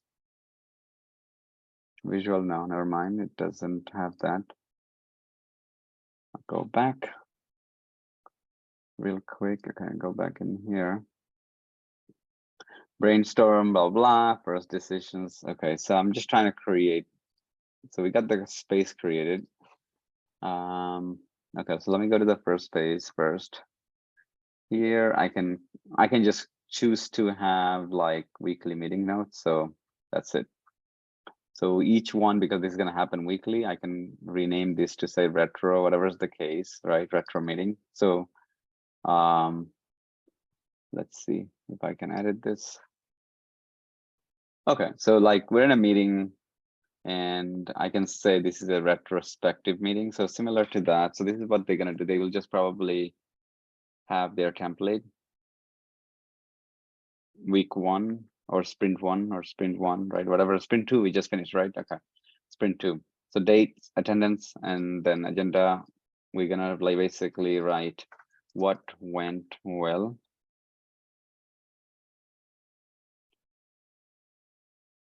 what did not go well. So now as a manager, what I will ask you guys to do is that, hey guys, I'm going to share this to you guys and I'm going to say, hey, go in there and write what went well and what didn't go well for you into this table, right? So each one of you guys will be required to write one item for these two columns. Once you add it, then I will ask questions. So what didn't go well, I'm going to basically focus on. I'm going to say, okay, why did this happen? And we as a team will discuss and say, okay, what can we do to prevent? So then we can probably create an action item in the bottom. I can say at Jewel, right? And I can say, okay, action could be like set up meeting with the dev ops to fix server issue. So now let's say maybe like one of you guys said, okay, we have a server related issue and you know, this has been happening in the very beginning. So this is an action right there, okay? And then I'm gonna go ahead and publish this. So what didn't go well, basically. So now if I click on this, that means it's done. So next meeting, I already know the task was assigned and it's also done, right? Now, just like this, right, at work, you'll see in the beginning is a goal, and each and every single sprint, there is a new box to fill out for the whole team, okay? Once the retrospective is done, everybody seems like they accomplished something. Your team is going to feel like you guys just won maybe like a war, or at least maybe, you know, you guys just had a game and you guys won. And then all of a sudden the BNPO is going to say, guys, let's go to the next meeting. It's a sprint planning. And you're going to be like, oh man, start over again. All right, sure. So now it's, you know, you were pretty much brought down to earth from the cloud, because you were feeling that, okay, wow, we finished, we accomplished something. So now you start the retrospective. So keep in mind, this was your retrospective, which is done, and you provided what went well and what didn't go well. And after that, the follow-up meeting is sprint planning. So that way sprint can start. So now I'm going to go back to the backlog as a PO, and I'm going to say, okay, guys, so we're talking about the sprint number 3. So in this sprint, so I have to basically, sprint 2. So we did sprint 1 first, I guess. So in the sprint 2, I'm going to say, guys, so this story, so I'm going to open it up and you guys going to read it and going to say, okay, well, I understand it. Or you say, I don't understand it, I need more information. You guys going to put some hours, you know, 5 hours, whatever is the case. And then I'm going to say, okay, that's great. You will put a point for like, let's say 10 points, 8 points, whatever is the case. And I'm going to say, okay, this was added to the sprint. Okay.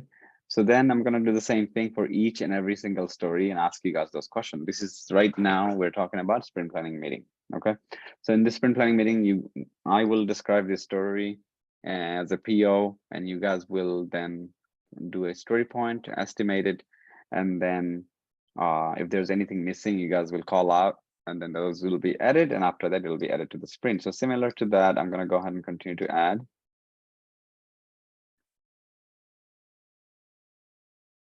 Okay, so all of them, we looked into it, we read it, we understood it as a team.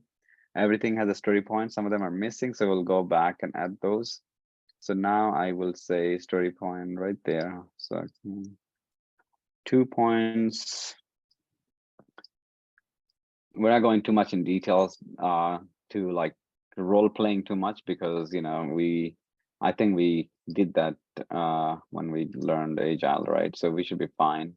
So, okay, backlog, sorry. And then points here, 2 points. Go back in here, and then maybe 5 points. And that's it. So all of the stories have their respective points. And now that we did the sprint planning, I'm gonna just click on sprint start. Okay, I'm gonna give, the last one was 2, I guess, right? So I'm gonna do 3, and it's a 2 weeks duration, guys. And I'm gonna write some goals. So now I'm gonna ask you guys, hey, what is the goal it should be, right? You can say, oh, goal is to finish maybe like login feature completely. You know, so that's the goal for developer and QA or something, or the goal is to do this, right? So you as a team, you decide what the goal should be. And goal has nothing to do with what is to be done. This is just an agenda. Now I started this sprint, the new sprint, which is sprint number 2. We finished sprint number 1. And now we can see that's the day. This is the first day, how it's going to look like. Okay, we got the 10 days remaining. You're going to see. So this is like constantly going to go ahead and tell you. Now, my personal advice to those who's going to basically do nothing in the first 5 days, and then last 5 days, you guys are going to get everything running and doing. It has a side effect to that, because now if you look at the report, your managers will see like literally you were an idle for the first day, and then first 5 days, 6 days. And then at the end, you did everything. So that's a level of concern. If I'm a manager, I will probably raise that concern to you, because now, because you want to finish, you will compromise quality, right? And we don't want to do that. We don't want to compromise quality. If you need extra days, that's fine, but we don't want any compromisation there. So I may, as a manager, I may just reach out and say, okay, what it is that I can help you with? Do you need training? Do you need to, talk about something? No, is there anything at all that I can help you with? You never want to be in that conversation. So always do the right thing, guys. Especially in the very first 2 years of your career, because you want to leave good impression, and also you want to feel good about yourself, your skills, and your work ethic.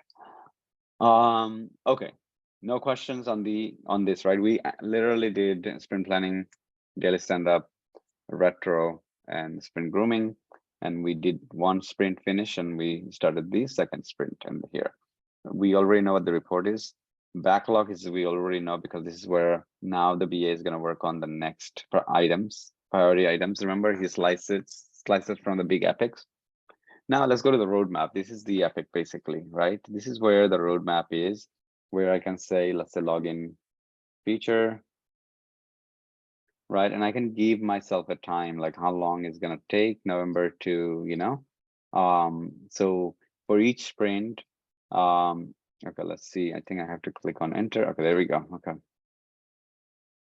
So now I can say it should be finished by this time to this time. Under the login feature, I can now create stories. Okay, because this is an epic, right? So I can now create stories that will be tracking the progress using this epic. So if I go into this epic real quick, and I can just say, okay, and I can just link issues. You see, I can create issues or link issues. Okay. Okay, add a child issue, right? So I'm gonna say, and child issue can be story, right? DB setup for logging data, right? For example, 1.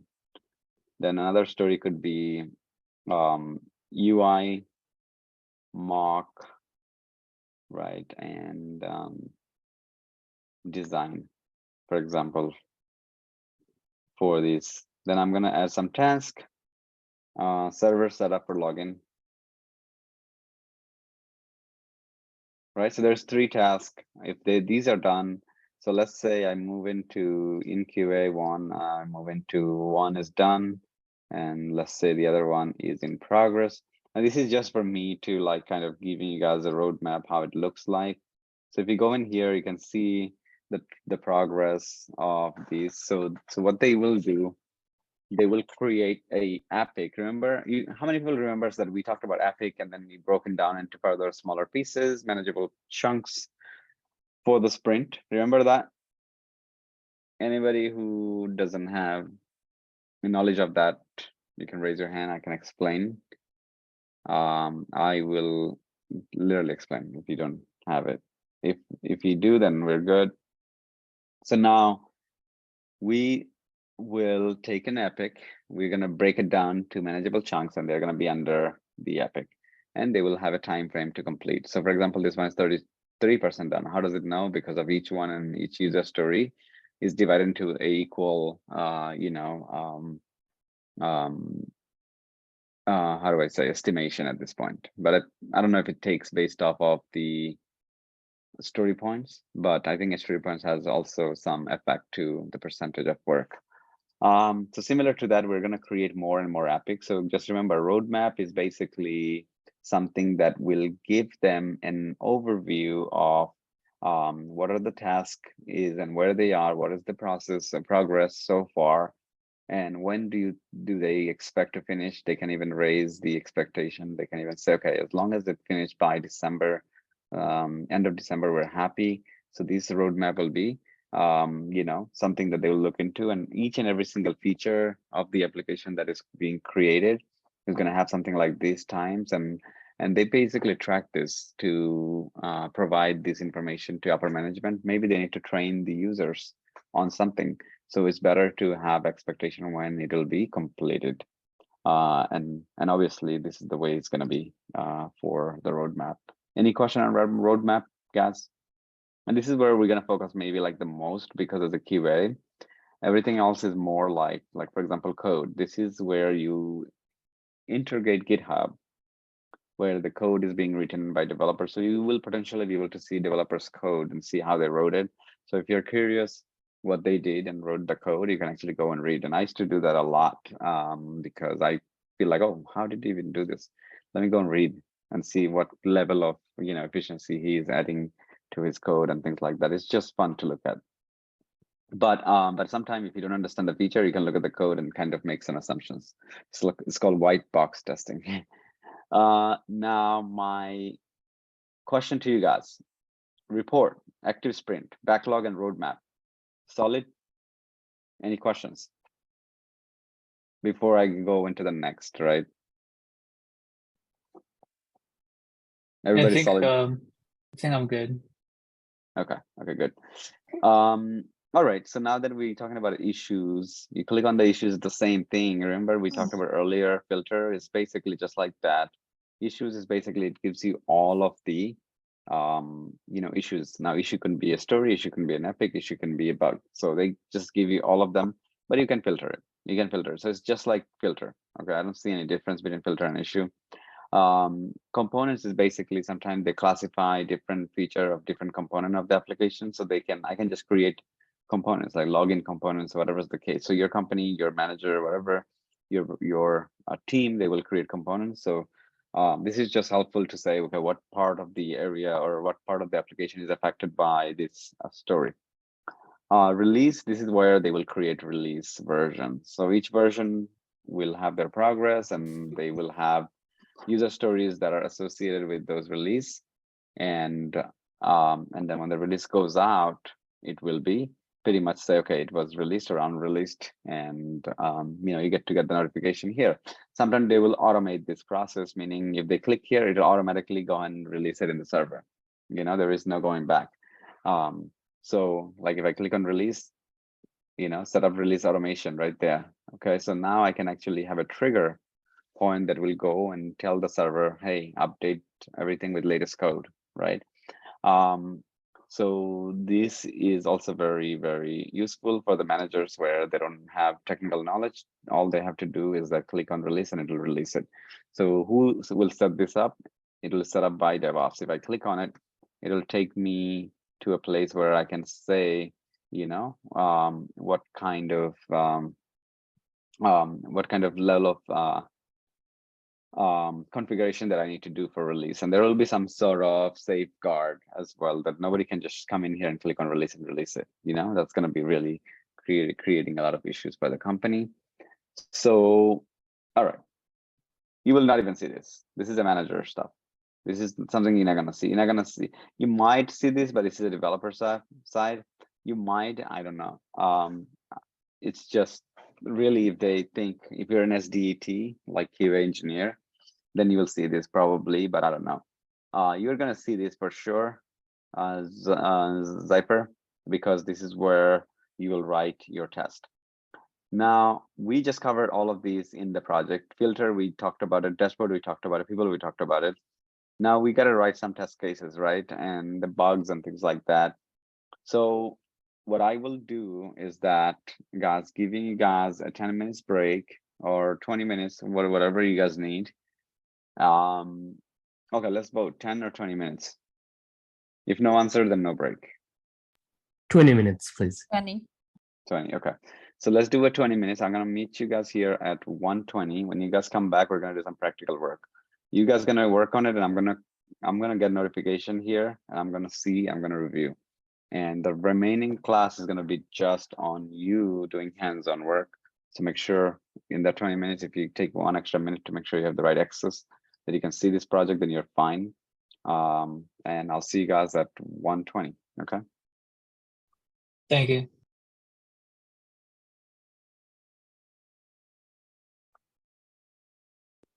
All right. So all of us are back, right? Anybody needs extra few minutes? All right. It's hard to tell because I don't know. Dolby, can I get 5 more minutes, please? Sure. Okay. But okay, you can take 5 minutes, but I will get started. I don't know how many people are here right now. But okay, yeah, take your 5 minutes. Let's see. Guys, are we all good? Everybody here? Yes. Anybody missing? Okay. Yes. All right. Okay, good. All right. So a few things that I would like to do, and I see that some of you guys are already starting to do it. Notice like it's gonna provide notifications to those. Like, just keep in mind, if I created a story, whatever happens to my story, I get to know all times. I get an email saying that somebody working on the story. I get an email if there's a comment, whatever is the case, right? So if the story is created by QA manager, then he will get to know if you actually, opened it, and if you actually start working on it or not. You wrote something, you comment something. So let's say you are having a meeting and you're supposed to work on a assignment that QA manager created, and you haven't even assigned that to yourself. You haven't write a comment or anything. You didn't move it to in progress, but then you're telling him, okay, yeah, it's done. I think it's done, so he's gonna know. So here we want to make sure that we do the right things, especially because sometimes it's more important that you follow the process than actually the job itself. Because if you don't follow the process, it says a lot about you and your work skills, or you basically as a person. And nobody wants to deal with messiness, right? So you don't want to be messy, because if your work generates works for somebody else, let's say your work generates work for your manager, who has to go after yourself and clean up and kind of like move things around for you, that means like you're just really not helping a lot. You're just really not helping. You're not an individual contributor. You're basically not doing a whole lot to be self sustained way. So just keep that in mind. You don't want to create you don't want to create work for others, right? Question could be like, oh, so you finish with the story, what do you do next? Okay, I'm gonna move it into the next step, which is UAT. Okay, I'm gonna update the story with the appropriate information and move it into the next step. So just keep that in mind. This is your responsibility. This is self-service, almost like a buffet, right? Your buffet is on the left. You start to work on things that you, whenever it's available and ready, right? You don't work on things that is not ready. With that said, let's do some work. Let's do some practice.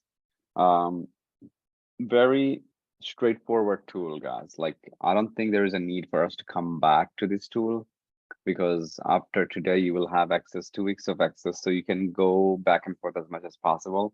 The next class I may just go over the next tool, another tool. But let's look at the agenda real quick for the next class, because we want to make sure that we are let's see, overview.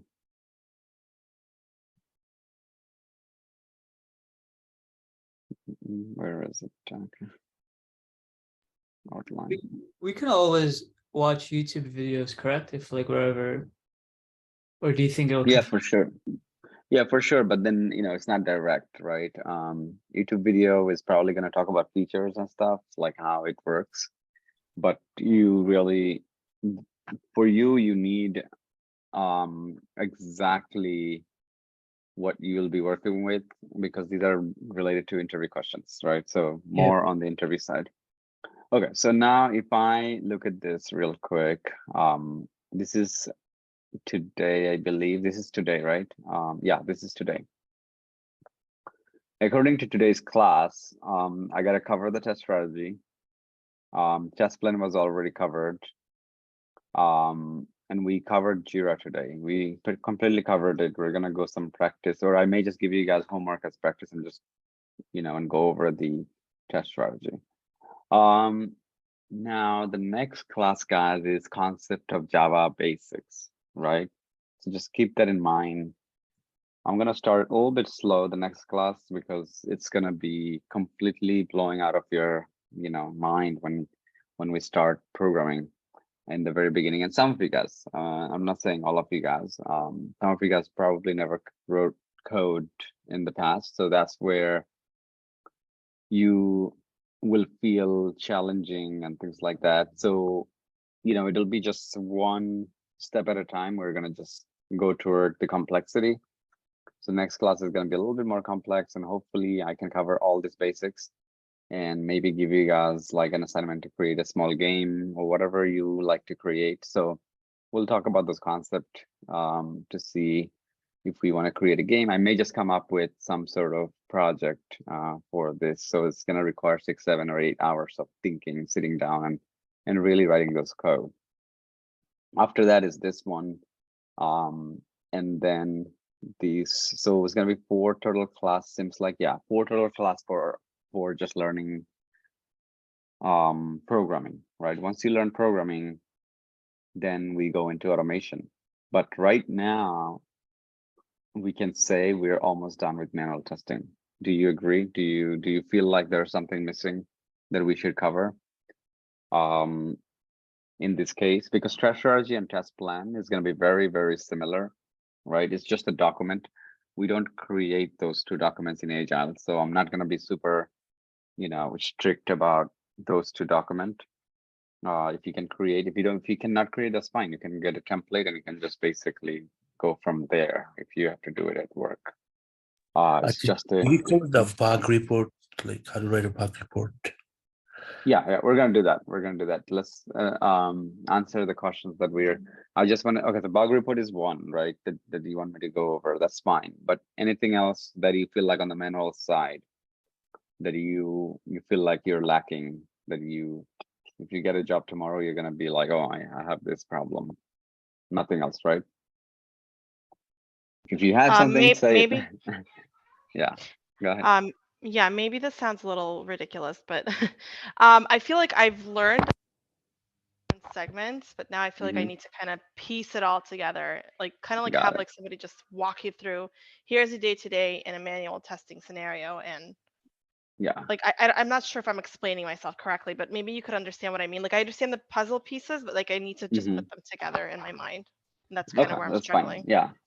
Yeah, that's fine. And that's what we try to do today's class, because when you are a manual tester, so what you're doing is the assignments, again, you have to take ownership, number one, because manual testers do take a lot of ownership of the project and ownership of the QA side of the task. So let's say this one moves here.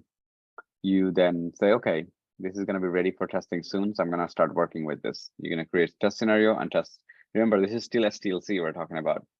The first thing you should do is study, understand what this requirement is. So you already did that, assuming you did that when sprint planning happened, or you can do it again to make sure you understand it properly. Once this was done, you then start writing your test scenario. We're skipping test plan, and it's because it's Agile, right? In Agile, you're not required to have test plan, because otherwise test plan will happen for every single sprint. It's too much, right? So you don't need it. You don't need the test plan document. So here you go straight to test scenario. Now, test scenario is not something that you're gonna go ahead and write it in this tool. Test scenario is for your own knowledge. Most of the time it's gonna be for your own knowledge. You're basically thinking about all possible aspects, and we did this before, where you may write your test scenarios in an Excel sheet, right? Some QA engineers, when they're really, really good at it, when they really get good at it and they got the hang of it at work, they stop writing test scenarios because they just write directly the test cases. The reason why we write test scenarios is because we want to write test case, right?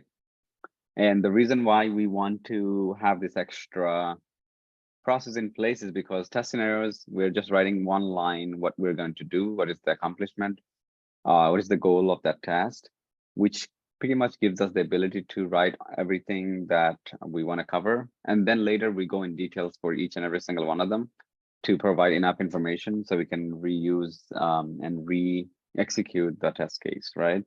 So sometimes QA engineers, they will skip the test scenario because nobody checks it, right? It's like an Excel sheet you're writing for yourself. And then they just go ahead and write the test cases. Test cases can be written into a tool like this, and we're going to look at it. And we're going to create some test cases as well. Once you create the test cases, obviously this thing moves into QA, and now you feel like you're ready to test it. That's when you're going to execute and see if you can find bugs. Execution is basically you just go ahead and try it for yourself. You look at the test scenario or test case, read it, and follow a step-by-step process in the application where you're testing. If everything checks out, then obviously it moves right here. And if you find a bug, if we are able to find bug by doing some extra testing, then you will send it back to dev. And then if developers fixes this, retest again, and then move it, or you can send it back if that is the case. And that is like in a very simplest way I can put it, like what your responsibility will be as a manual tester. This is it. This is exactly it. Keep that in mind, and so that way you can actually explain this even in the interview. Okay, that was very helpful. Thank you. No problem. So yeah, this might sound very simple, like, oh, okay, wow, okay, he just said it. I thought it was gonna be like an hour worth of explanation, but it's not. This is it. Every day you go to work, you will refresh this. You're gonna say, okay, let me see what's there to work with. So what if there's nothing? Then you can say, I'm doing research. I'm actually reading this to make sure that I have good understanding. And once they're ready, once they're in progress, I'm gonna start writing test scenarios. Or you can tell them I'm writing test scenarios. So it doesn't hurt to start writing test scenarios and keep it for yourself, because in the future you're gonna work with this story. So now if you have 3 QA in the team, you don't know which one you're gonna get, right? So if you happen to work with, let's say, SSP 9, right there, SSP 9, and you wrote the test scenario, you make sure that you write it here. Say, I already wrote test scenarios,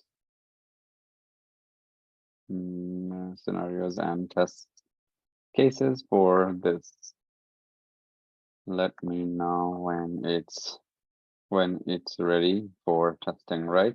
So now your fellow QA testers, engineers will know that you are the one who wrote the test scenario and test cases. There is no need for them to duplicate your work. They will leave this for you, and they'll probably reach out to you like, hey, I think it's ready. You want to take it, or you want me to take it?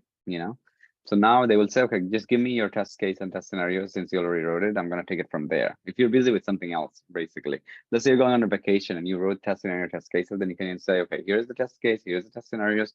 You can take it from here. But I did some of the work already, right? But every single day, this is exactly what's your work. Is basically you watch for what's coming, what's moving, and then when it moves to QA, you do the whole SDLC process. And what is the SDLC process? You study the requirement. If you don't understand it, you ask question, you go to developer, you go to BA, and once you have the solid understanding, you write the test scenarios. If the test scenario, you can also ask BA or product owner to review them to make sure you covered it correctly. And once that is done, then you can start writing your test cases. Once you wrote the test case, you will be able to execute when this is ready, right? You can also ask the developer, like, is it ready to be tested? And if you're going to say yes, then you can start to execute your test case. If you find a bug, again, this will go back. This will go back to the developer. They will fix it. You put it back in here, and then you test it again. If it fails, you put it back until it no longer fails. You will then go ahead and move it to UAT, and UAT will do their part done. And then your manager will do the release later once the sprint is done. That's exactly what the manual testing job will be in an agile team and environment. So this is an ideal environment, right? So now let's say you're in an interview and they said, explain to me what do you do day to day, and you explain this, and now the manager or now the QA lead is saying, no, you missed, that's not how it should be done, then you're gonna say, well, I understand, maybe you're following a very different approach, but in my team, in my past teams, this is how exactly what we did. So nobody's wrong and nobody's right. Sometimes people that actually just worked on a single project, they think like they're right because they only have experience on a single project, and they think everything that was done in that project was accurate. But if you happen to work for more than one project and more than one team, more than one company, even more than one domain, then you will realize it really, really depends on the team, and then they tailor to what they need. They basically, it doesn't have to be exactly the whole world following the same steps and same process, right? But we do follow the STLC and SDLC. It's just that it might not be the same ways everybody following. There will be a little bit of differences in what the definition for those specific phases are, right? Some phases include multiple other checks, right? So each phase, each of these SDLC phase can include like, verification, like meaning you wrote the test scenario, somebody has to review it before you go ahead and write the test cases. You wrote the test cases, somebody has to review it before you can start to execute. So those approvals can be added, but those are not needed in an agile team, because if you add those, now you're creating more bottlenecks. It will be really, really hard for you to move forward and finish your stories, because now you have too many approval situations. So in agile, you're going to see you're like free person, right? You're basically coming here. You're going to feel like you're running your own show. You're going to run your own business or something, where you come in here and you say, okay, I'm going to work on this. And now you can take all the liberty and freedoms to work with this story and tell them, okay, I'm not going to accept this. This has a bug, fix it, right? And they will fix it. So that is pretty much how it happens in an ideal agile environment. And just things can be slightly different depending on who, what company and what team you're in.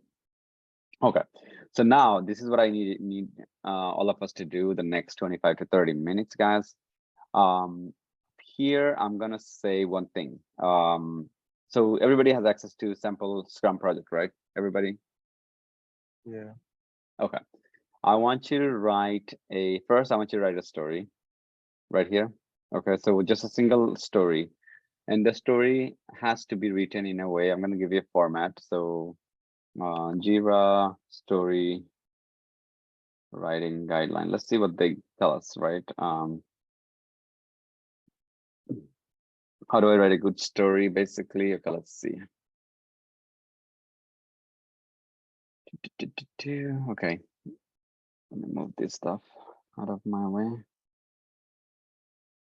Story could be in different. Okay, these are just like very vague. So I'm gonna give you exactly. So I'm gonna write my first, and then you guys will do yours. Each one of you guys will write a story and assign it to somebody that you want. So but don't double assign. So for example, Evelina will write a story and assign it to Mukta. Mukta will write a story, assign it to Evelina. And just like that. So you guys will exchange. If you're missing anybody, just assign it to me or something, right? If you happen to be the odd one here, right? So let's show you how to write a story. So think that I'm a BA right now.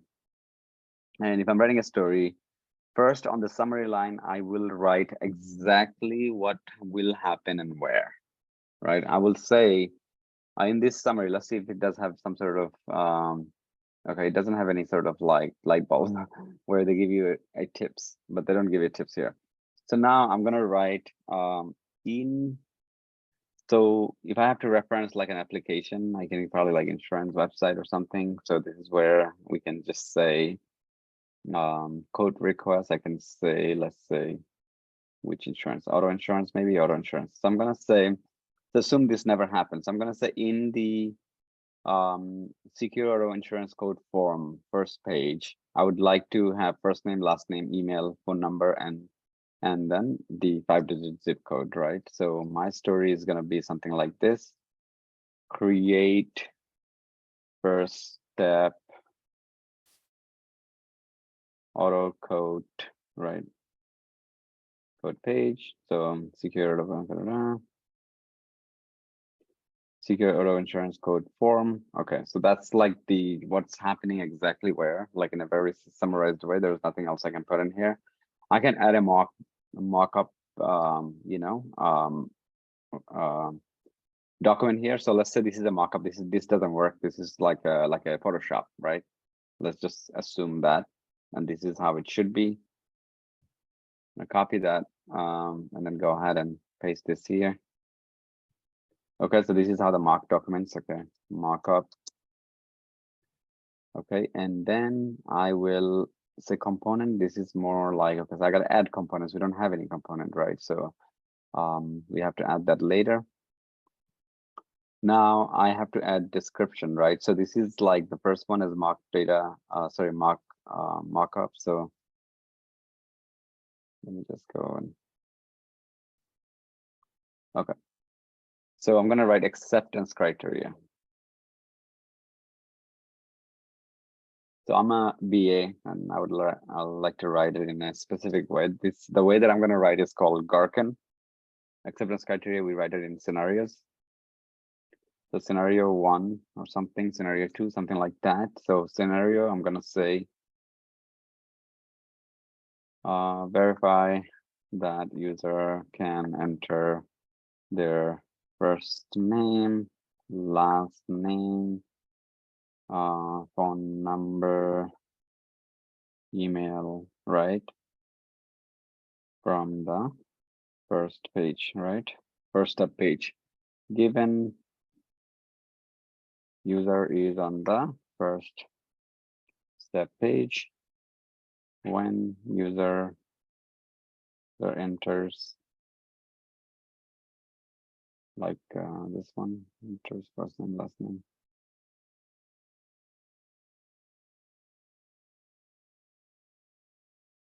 Email, then system should allow them to move to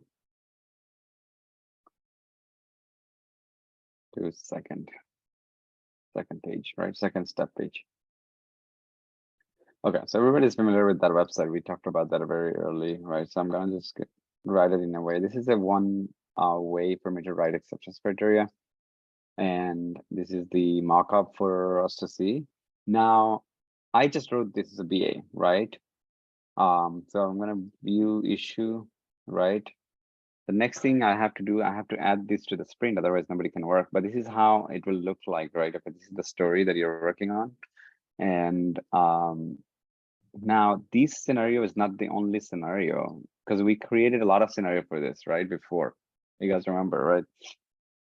Now, as a BA, I only wrote this scenario. Am I wrong? Or do I have to write all the scenarios? Guys. I think you have to write more. Well, it's really up to me. I can only write the happy path, right? This is like the happy path. This is what I wanted done. What happens if they try other things is really a QA job, right? So now, when you get this, you can write the remaining scenario, just like this, follow it. So this was just a positive scenario. You can write the remaining scenarios and you can add it here. And that is like, you don't want to like go back and forth and tell the BA, like write me all the scenarios and what it is that you will do. We have to write the scenarios regardless. So why not do it, right? Why not just do it and then tell them like, hey, I wrote all the scenarios, just approve them, right? So you can add it in the bottom, but you need their approval. You cannot just add it, go ahead and just make modification to this. So you can add it in the comment and you can say, okay, I wrote these scenarios, just verify it so we can continue on testing, right?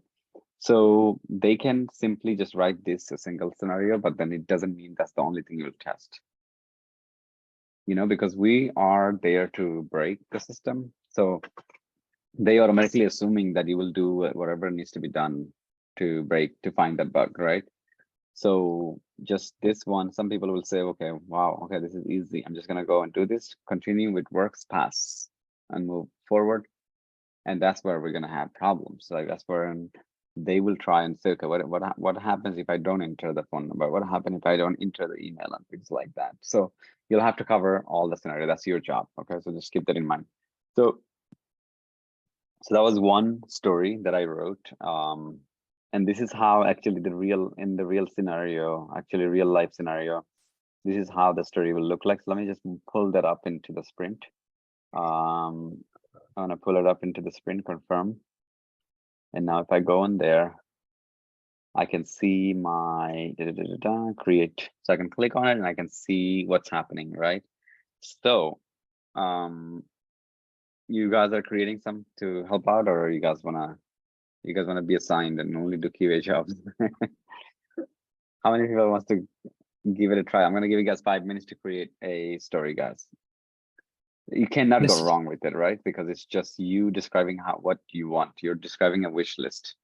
Don't go big, create the whole application. No, just features of the application. You can just find something to add as a user story and do it in the way that I did, right? You just describe one single positive scenario that exactly what you want to do, but then we as a QA will then determine what happens if they don't do what they should do, but they do something else, right?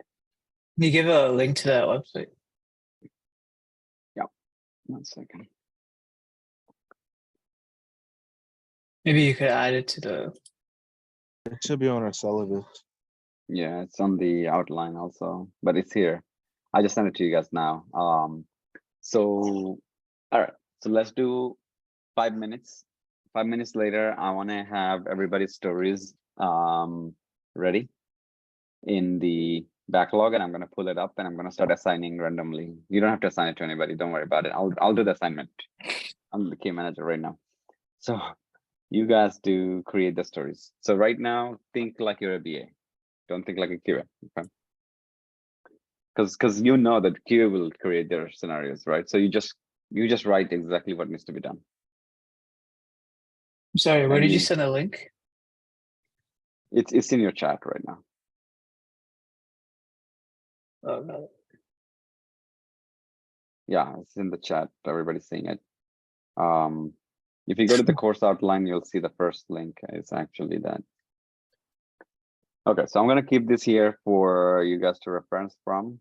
So your 5 minutes starts now. And then you can continue to ask questions while I'm here. So you guys can start working on it. Let me see if I can put a timer for 5 minutes. We can use any website, right? Any website, yeah.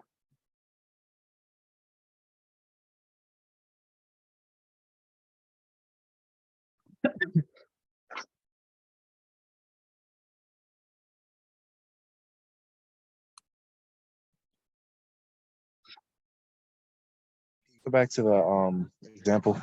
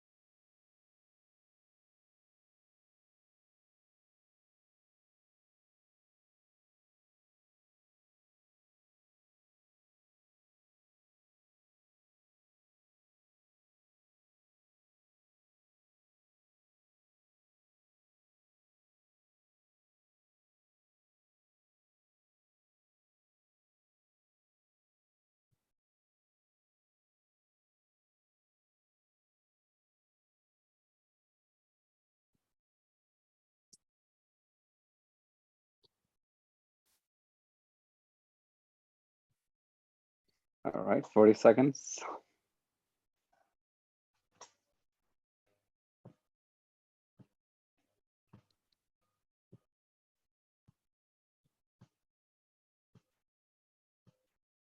All right, you have less than 20 seconds, guys.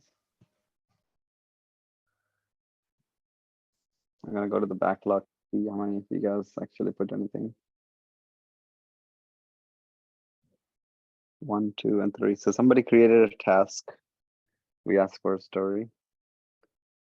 And then we have 2, right? So, all right, let's talk about it.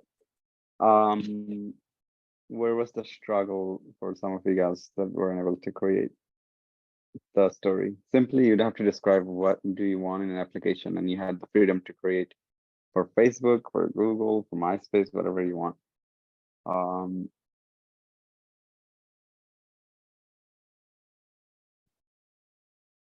Okay, so guys, let's speak up for a second, right? Let's see who didn't create first of all. I'm still working on it. Okay, you guys need time. Sonia did this, and then logging for. So this one has nothing in it, right? You were working on it probably.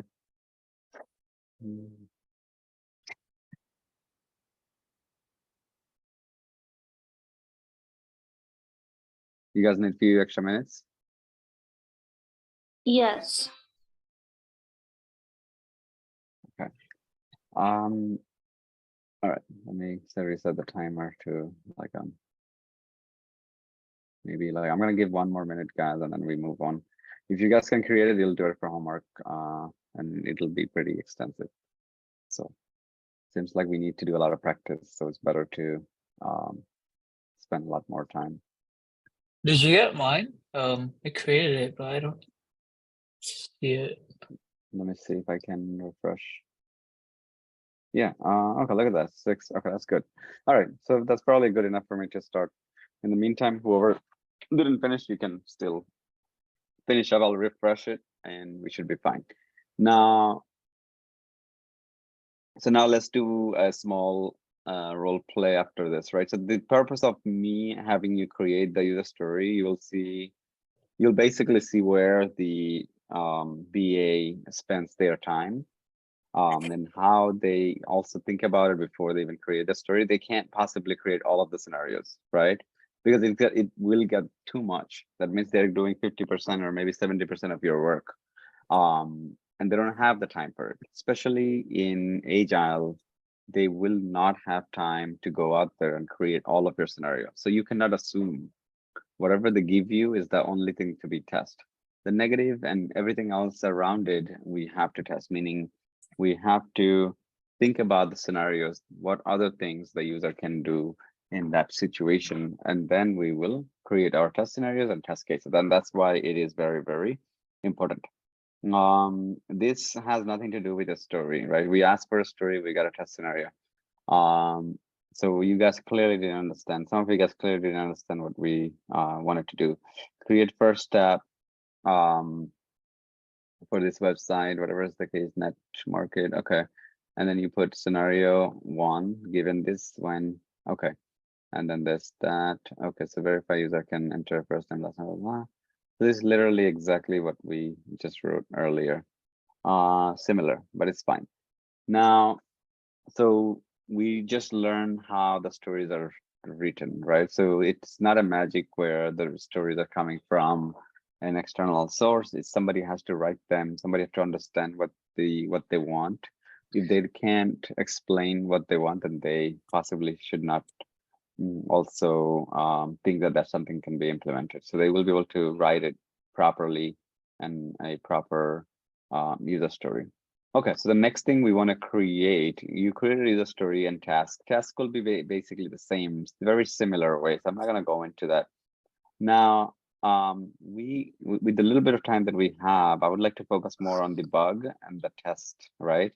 So let's say I was testing, right? Let's say I was testing one of your stories. So I'm in here, active sprint, and I am testing these specific. So this was in progress, and I wrote all my scenarios, right? I wrote the scenarios, and then now it's ready for testing, right? So I'm gonna go ahead and click and assign it to myself, right there. And now I'm gonna go and put it in here. So now I'm gonna do extensive amount of testing, right? Before I can get it done. So for this one, first we have to create the test cases, right?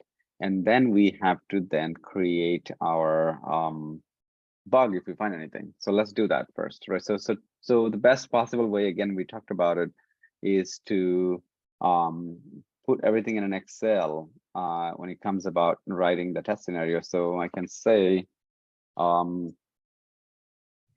scenario, right? So number one,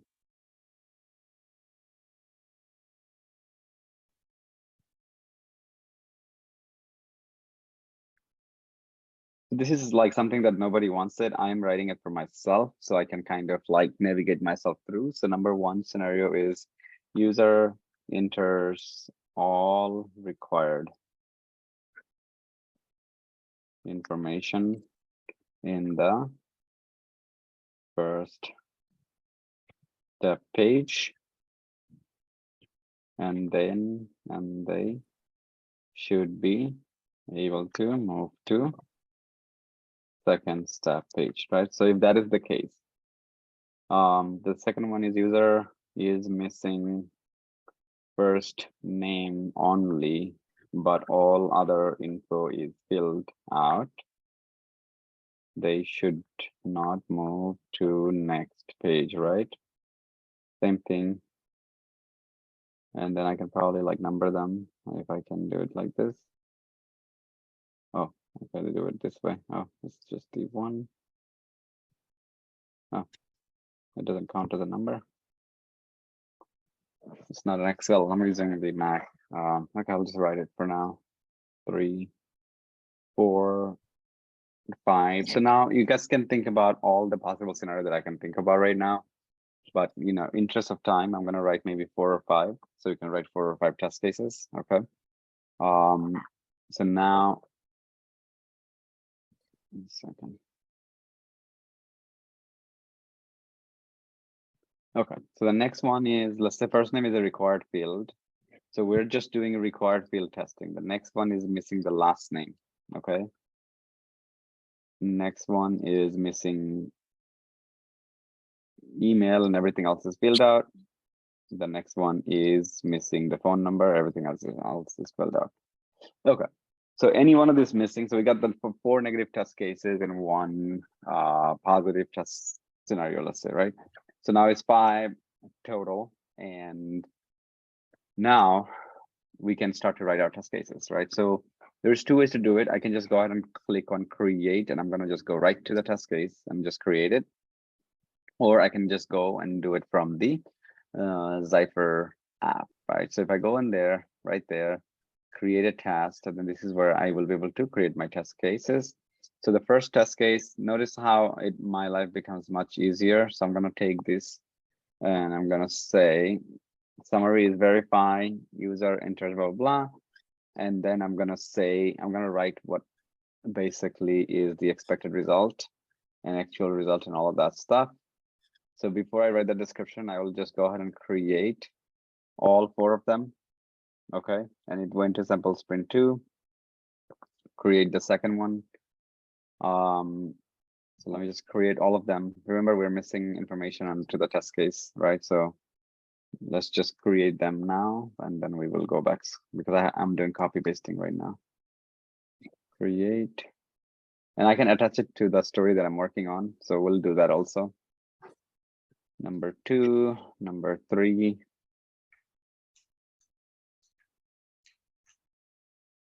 Okay. Oh, I'll just, should be the same thing, but it's better to be consistent. Keep in mind that you might be able to create a lot more test cases, right? Because interest of our time, we're not gonna go and find every possible test cases that we can create, you know. Where did it go, the model? Refresh, and then go into Zypher, create this.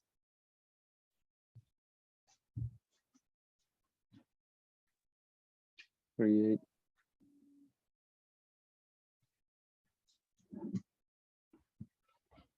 Next one. If you do this, it's gonna keep it on. So this is the last one.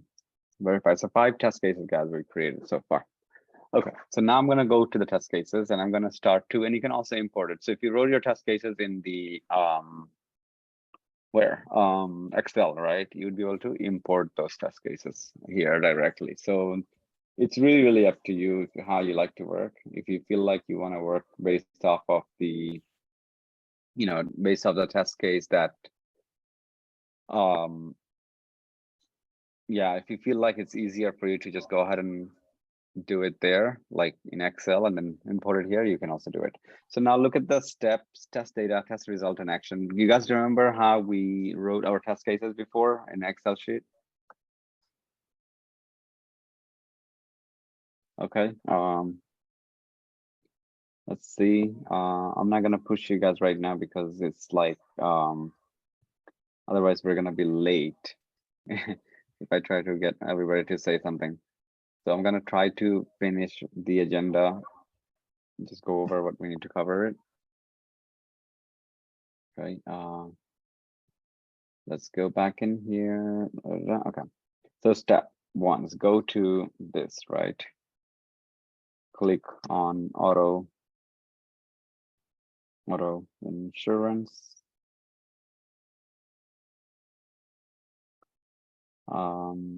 And then test data is this actually. And then just go to test website, and this is the link. Test result should be first step page should display, right? So that's 1, but then we need to add a lot more steps, right? So this is 1 step. Let me see if I can add a step right there. Where did it go? Didn't I just add a step? Okay. Okay, it probably have another scrolling bar or something. Test execution. Okay, details maybe better. Okay, there, good. That's good. So action is there, and then I think I'm trying to see why this is not working. Okay, so let me just go ahead and refresh this. Sometimes it's just the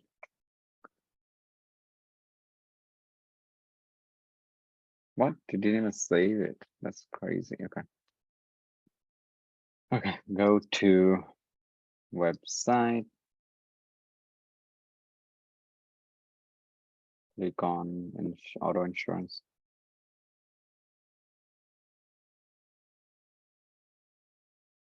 First step page. Would you say like after a while everything becomes repetitive and you'll get better at it? After, Or- if you're a manual tester, after the 2nd week, everything is repetitive. Okay.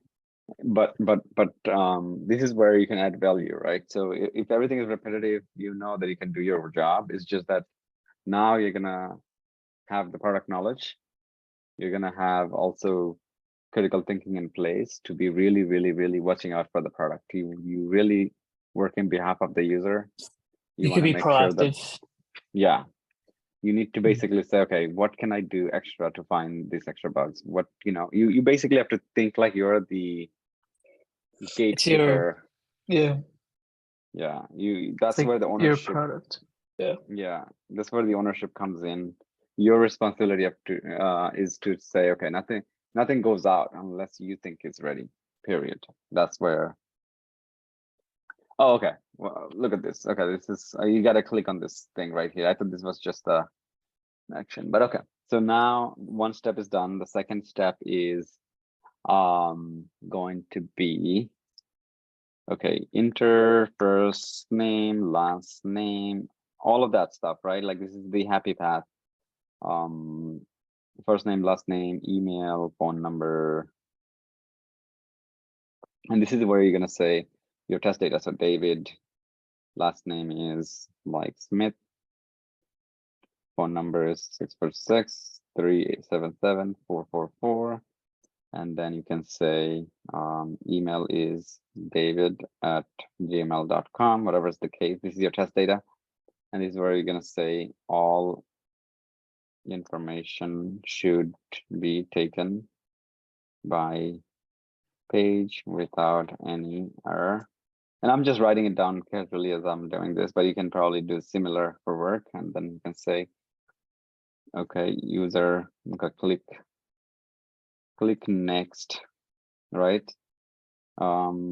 User, now you should see next step page, and all data is saved and pre-filled into the current page, right?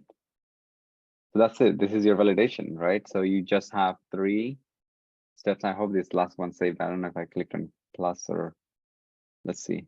1 second. Test case. Boom. I should have 3 steps. Okay, there we go. Okay, fine. So this is my 1 test case and everything is good. Now I'm going to go ahead and click on the, okay, let's go back. And then this was 1 test case that we just went, right? We can actually also think about the priority and all that stuff. This is my 2nd test case. And 2nd test case will require the same exact, so you got to add all these steps, right? That's what you got to do. But for the interest of time, I'll let you guys do it if you guys come across these test case, sorry, for the test case. So anybody here that feels like they cannot write test cases at this point? We wrote 1 just now. It's very, very easy. It's more easier than how you wrote it in your Excel. Anybody feels like they don't know what Zypher is? Now you can say, I know what Zypher is because I can create test cases. You create the test case. Zypher is basically test case management plugin that gives you create the test case and it puts it into a single place. You can export it. You can also execute them, right? So because now we're going to execute, I'm going to go into execution right away because what we want to do is we want to execute the task. We want to find a bug and we want to log the bug. I will show you how to write the bug and then we're done for the day, right? And then the homework is going to be you doing all of this yourself. We're good with the test case, or you want me to show you another one?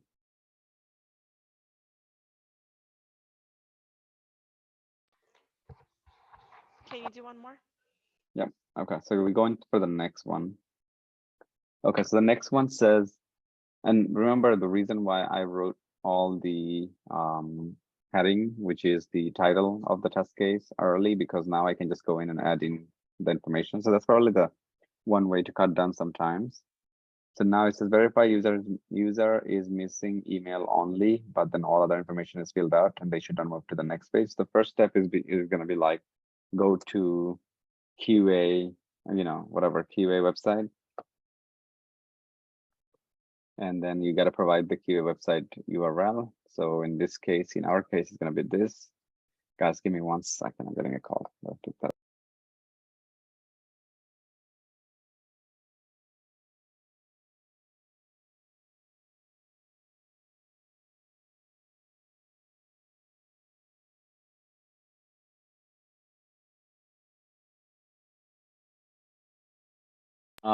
Sorry about that. So now we will fill in the remaining information. 1 second, guys. It's like everybody's looking for me at the same time. So like 3 text messages. Okay, so now go to QA website. That's the first thing. I'm gonna go ahead and copy this because this is the test data, right? Because that's the website we're gonna be using.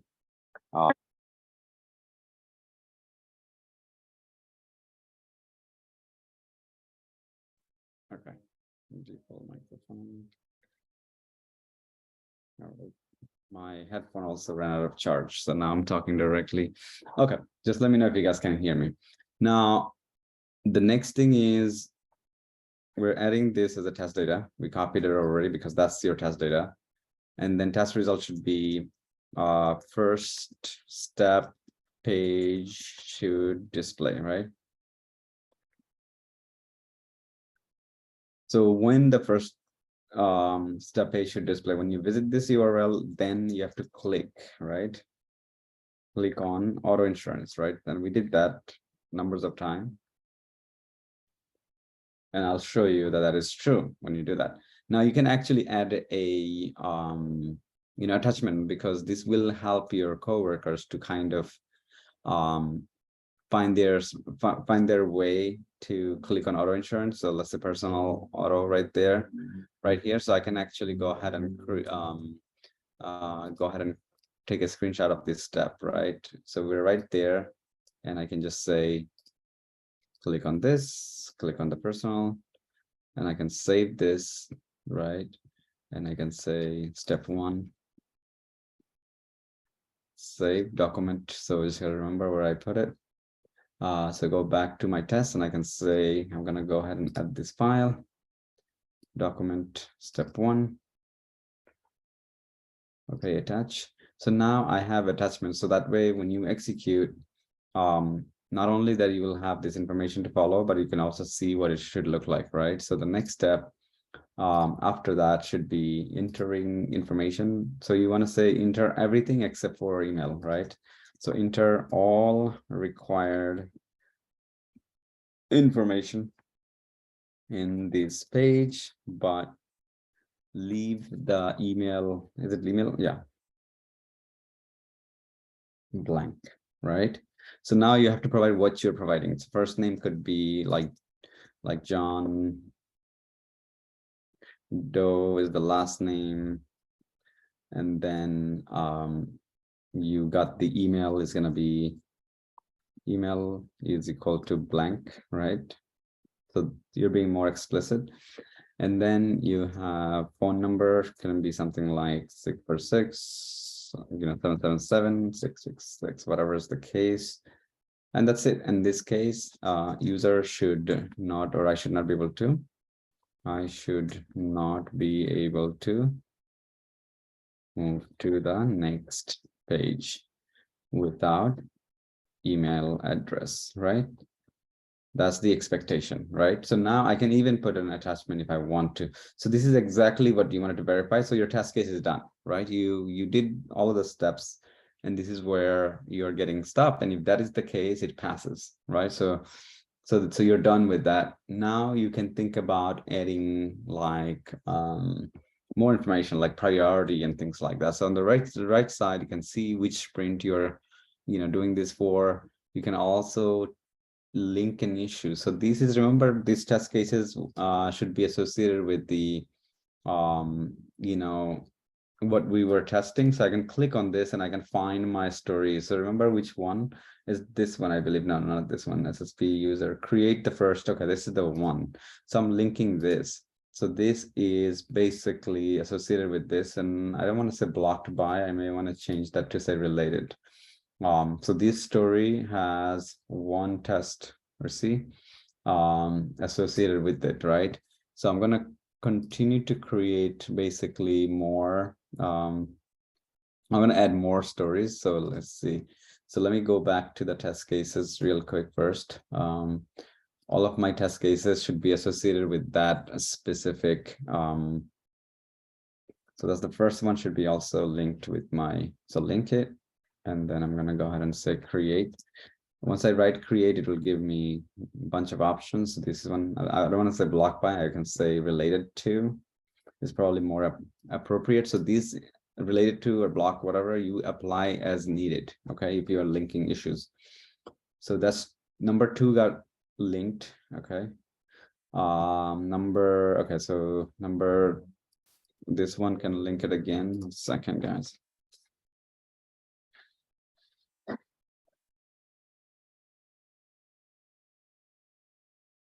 Okay, so this one, we didn't create the steps, but you guys already know we want to save some time right now. We did the 2 test case. Okay, and then link it. So let's do the linking of the issue so we can kind of see the whole picture. Go back to the test cases. So, okay, so this one was done. This is the 3rd one, and then the 2nd one probably got to link it. Okay, link the issue. create this, and it's related to. Okay, and then go back. This is the other one. I think it's already there. So I think like we created 4 or 5. Either way is fine. So if I now go back to my project and I go to my active sprint, so this is what I was working on, right? You guys remember, like this is what I took on, and now I can see all my test cases, okay, that I wrote. Okay, so now I have to execute them, right? I can't just go ahead and, you know, pass the story without executing my test cases, right? So now I can say I'm going to go and execute these test cases. I'm going to click on it, and I'm going to click on execute. There is a execution button right there, test execution, right? So I'm going to click on that. And now if I want to execute the test, next execution, let me see. Okay. No execution data available. That's fine. We have to execute through, let me just go back to Zypher. Test cases, and then I'm going to select those test cases to execute, select all of them. And then let's see. Test status to do in progress. So these were to do, and then we moved it to done, right? Oh, never mind. This is just a status and second reset. So these are still in to do, right? We need to make sure these test cases are done, right? You still have to make sure the test cases are done. So now I'm going to say this one is done, right? Test case is done. We created the test case for sure, right? It's done. So that's something that you have to make sure first before you can execute. So let me do that. And you'll probably notice like I'm still figuring a lot of things out while I'm working with Zypher, because they change a lot compared to the version that I was familiar with. So they changed it for the better, but there is 2 other tools just like this. One is X-Ray and the other one is Qtest, and I used Qtest most recently. Okay, let's go back. And test management tool, I don't deal with it too many times because, you know, my side of things are more on the automation. So I do more automation than manual, but there will be times where I have to jump on to manual side to help those, help the QA guys to finish things faster. So let's see, number 3. Okay, so number 2 is done. This is also done. Let's go to the to do. So we got this one. And then we're going to execute that once we're done. And then lastly, this one. Okay, so all these test cases are done because we just wrote them, right? So assume that we finished writing all the test cases. The next thing that we need to do is we need to, what am I doing? Cancel test cases. We need to now execute them, right?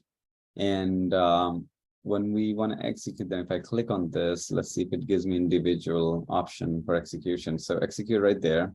Action is right there to test cycle. So I can choose to add it into a cycle. Like, for example, if I test as a whole, if I test basically for the sprint, I have one test cycle where I'm just executing. So meaning like if you do regression and smoke test, that's when you add the test cycle for the whole sprint. But we're individually just executing one test case. I'm going to click on that. And now it says, okay, execute as an ad hoc or execute as a test cycle. So I think it's better to do test cycle because that's what I'm doing on schedule, because that is my feature testing. I'm going to say create a new cycle.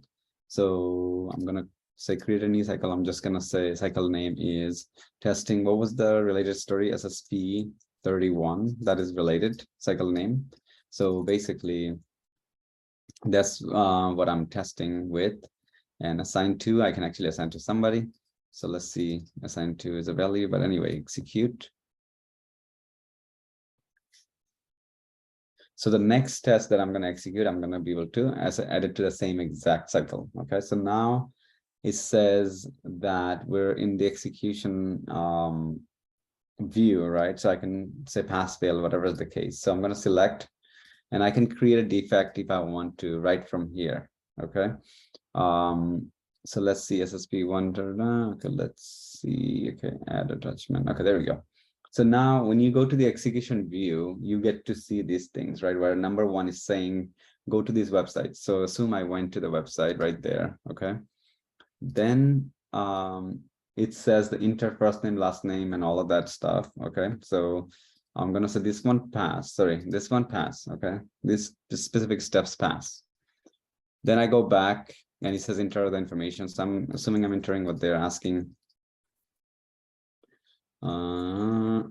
Okay, so then continue, and I'm on the next page, let's say. So then these steps also passes, right? If you guys disagree with anything, just let me know. Can you guys hear me though? Yes. Good, okay. All right, good, because it was pretty quiet. So I want to make sure that I'm not talking to myself. So now we got the two, right? Now you as a QA, if you want to cover your track, you can just click on attach, and you can actually attach a file that may be like, you know, showing that you tested. So for example, this one was the attachment. I'll go ahead and edit, and it's done. And then I'll just be out of this thing. And now I have an attachment. So if my boss ever asks me a question, okay, go and take a look at the attachment. I tested it. So the last one is we clicked on the next, and we did go in there, and it passed. So we got the all 3-step pass.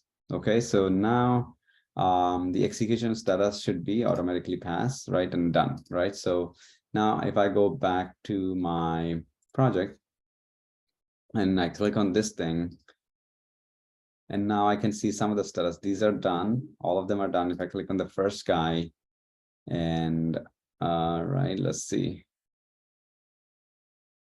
There should be like some details for the execution. 1 second. Why didn't it show up here? The execution status for the test case. Okay, so let me just go to Zyper, see the test cases, maybe the summary. Okay, cycle summary. Sorry, cycle summary. There should be one cycle anyway. So on version 1 or 2, I don't know which one we used, but it should be somewhere here. Okay, search test execution.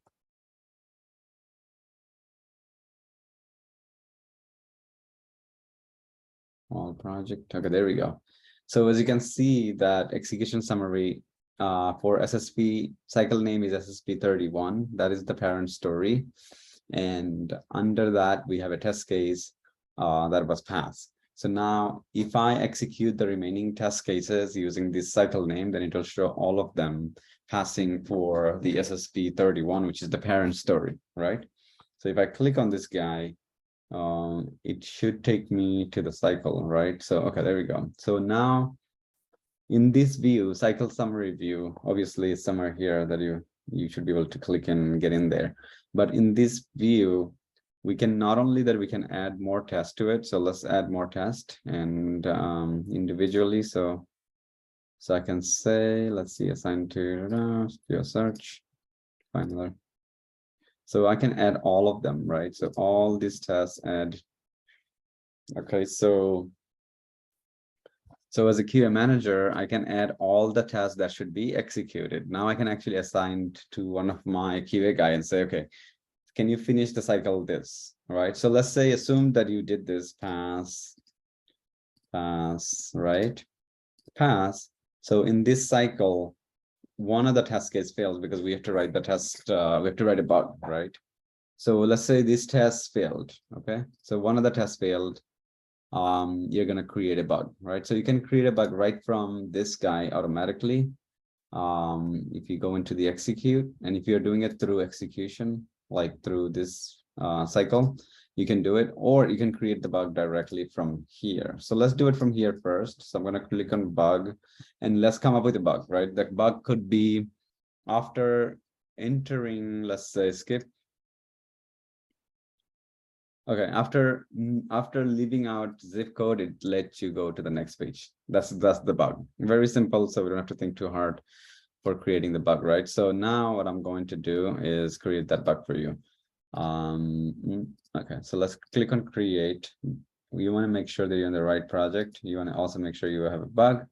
you want to make sure that this is related to, or this actually blocks the story, because again, this story should be blocked by this bug, because why? Because this bug is associated with the story and it needs to be fixed, right? So make sure you get that correct linked issue. And then you can assign it to yourself or developer. So let's say the developer worked on it is, let's say, I don't know, like Amit. So you assigning it to Amit immediately, and then you can give them, if this bug has a high priority, you put it into the right sprint, right? You put it into that sprint itself.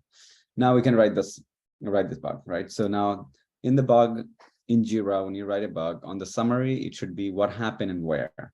That's it, right? And the summary, one line, what happened and where. So you're going to say in. So first write down where. So in first step page.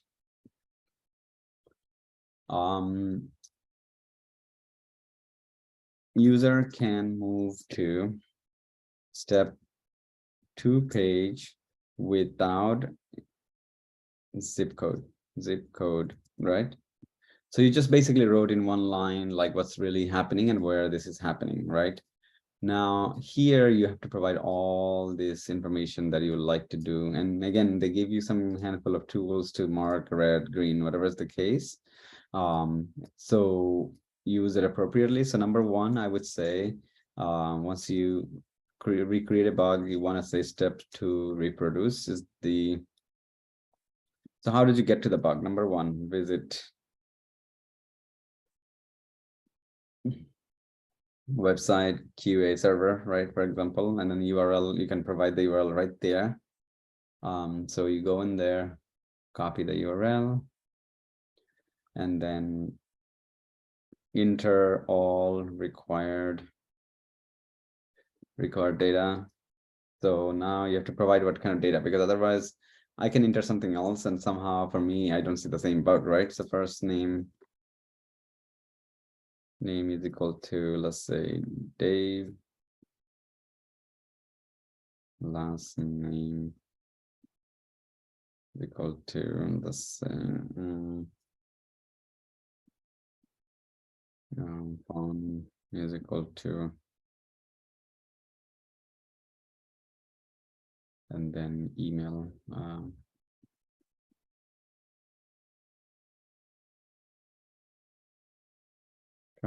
And zip code is empty, for example. All right, so you're leaving the zip code empty. Click next.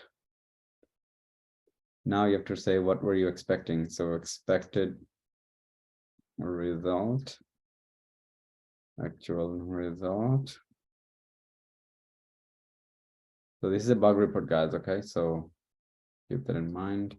So expected result should be like user should get an error message and should not be able to move next page, right? Actual result is user was able to move to next page without zip code. Okay, that is your actual results. You can write browser version in Chrome, Firefox, both. You can write version of the app and other things, right? So it really depends what they want, but this is like bare bone, right? This is the basics that you can enter. Fixed version, which version you are testing, version number 2. You can label and say first step page. So that's the label is going to be created instantly. Can have space out. Okay, that's fine. First page. Okay. Then you can say environment was QA environment, and you can say something like you can actually give them a screenshot what's happening. This is not entered. And then you clicked here, whatever is the case, and then go ahead and paste it to your okay, so you added this and everything else assignment and everything was added. So click on create. And notice the bug will appear here because we already put it into the sprint, right? The right sprint. Now, when you look at the bug and think like a developer, right? So if you're a developer and you got this bug assigned to you, you don't have to go and ask the QA question. Like, oh, what were you following? Where are you? What page were you in? And things like that, right? You can literally follow this and be able to reproduce the bug and fix it, right? You can also see what's happening with the bug by looking at the screenshots and everything. So in Jira, this is how, in a bare minimum bug report looks like. But that is not limited. You can actually put more details into it.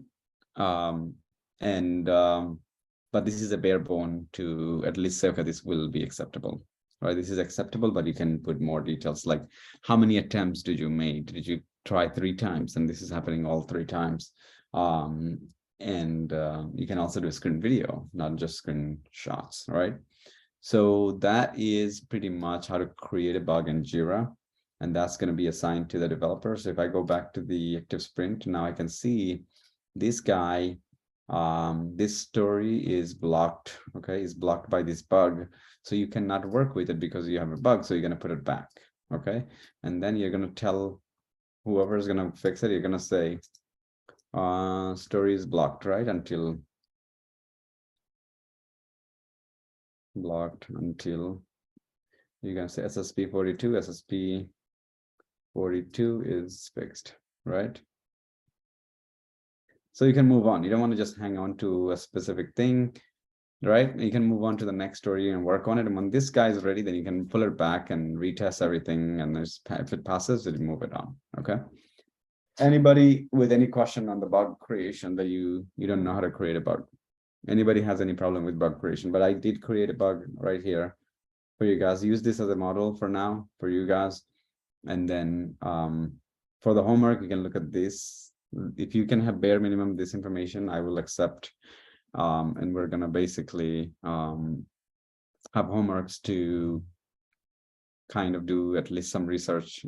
I may just give you guys each a different website, so that way everybody have a chance to review those and be able to do it correctly. Next class, let's see, if we don't end up spending too much time with homework review, we will do the coding class, and we're going to basically start fresh and start from scratch. But if we end up spending half of our class reviewing the homework, then we'll probably get through half of the material for the coding side. But next class or the next class after, we're gonna start to write code.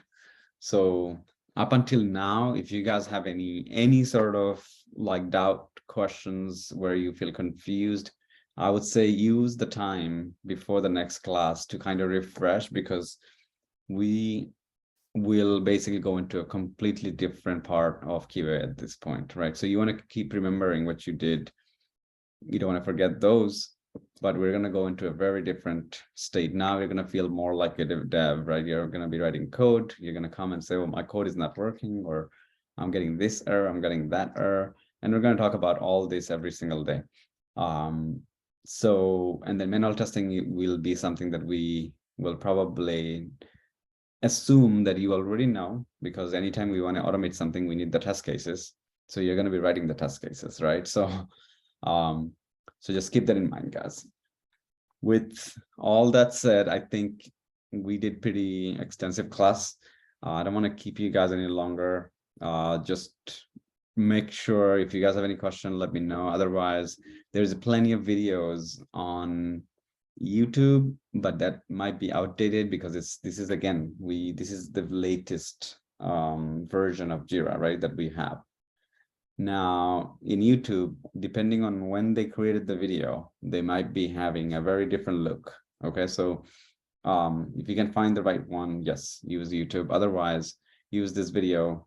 But it should be very, very user guided, right? You should be able to just move around and figure out, like, you can't mess anything, right? Just create it, see what it is, explore, learn from exploration in this case, instead of like going and watching videos. For now, just have the experience with the tool and see what it is that you can do, right? I'll let you guys go and watch out for the homework. I'll send you by tonight. But you have 2 weeks of time to play around with this tool. So do whatever, you cannot break anything, just don't delete other people's work, right? If somebody created a story, don't just go and delete it because you can, right? If you created your own and you want to delete, feel free, but don't delete other people's stuff. I will see you guys on Tuesday. Have a great Saturday, guys. Have a good weekend. You too. Thank you. You're welcome.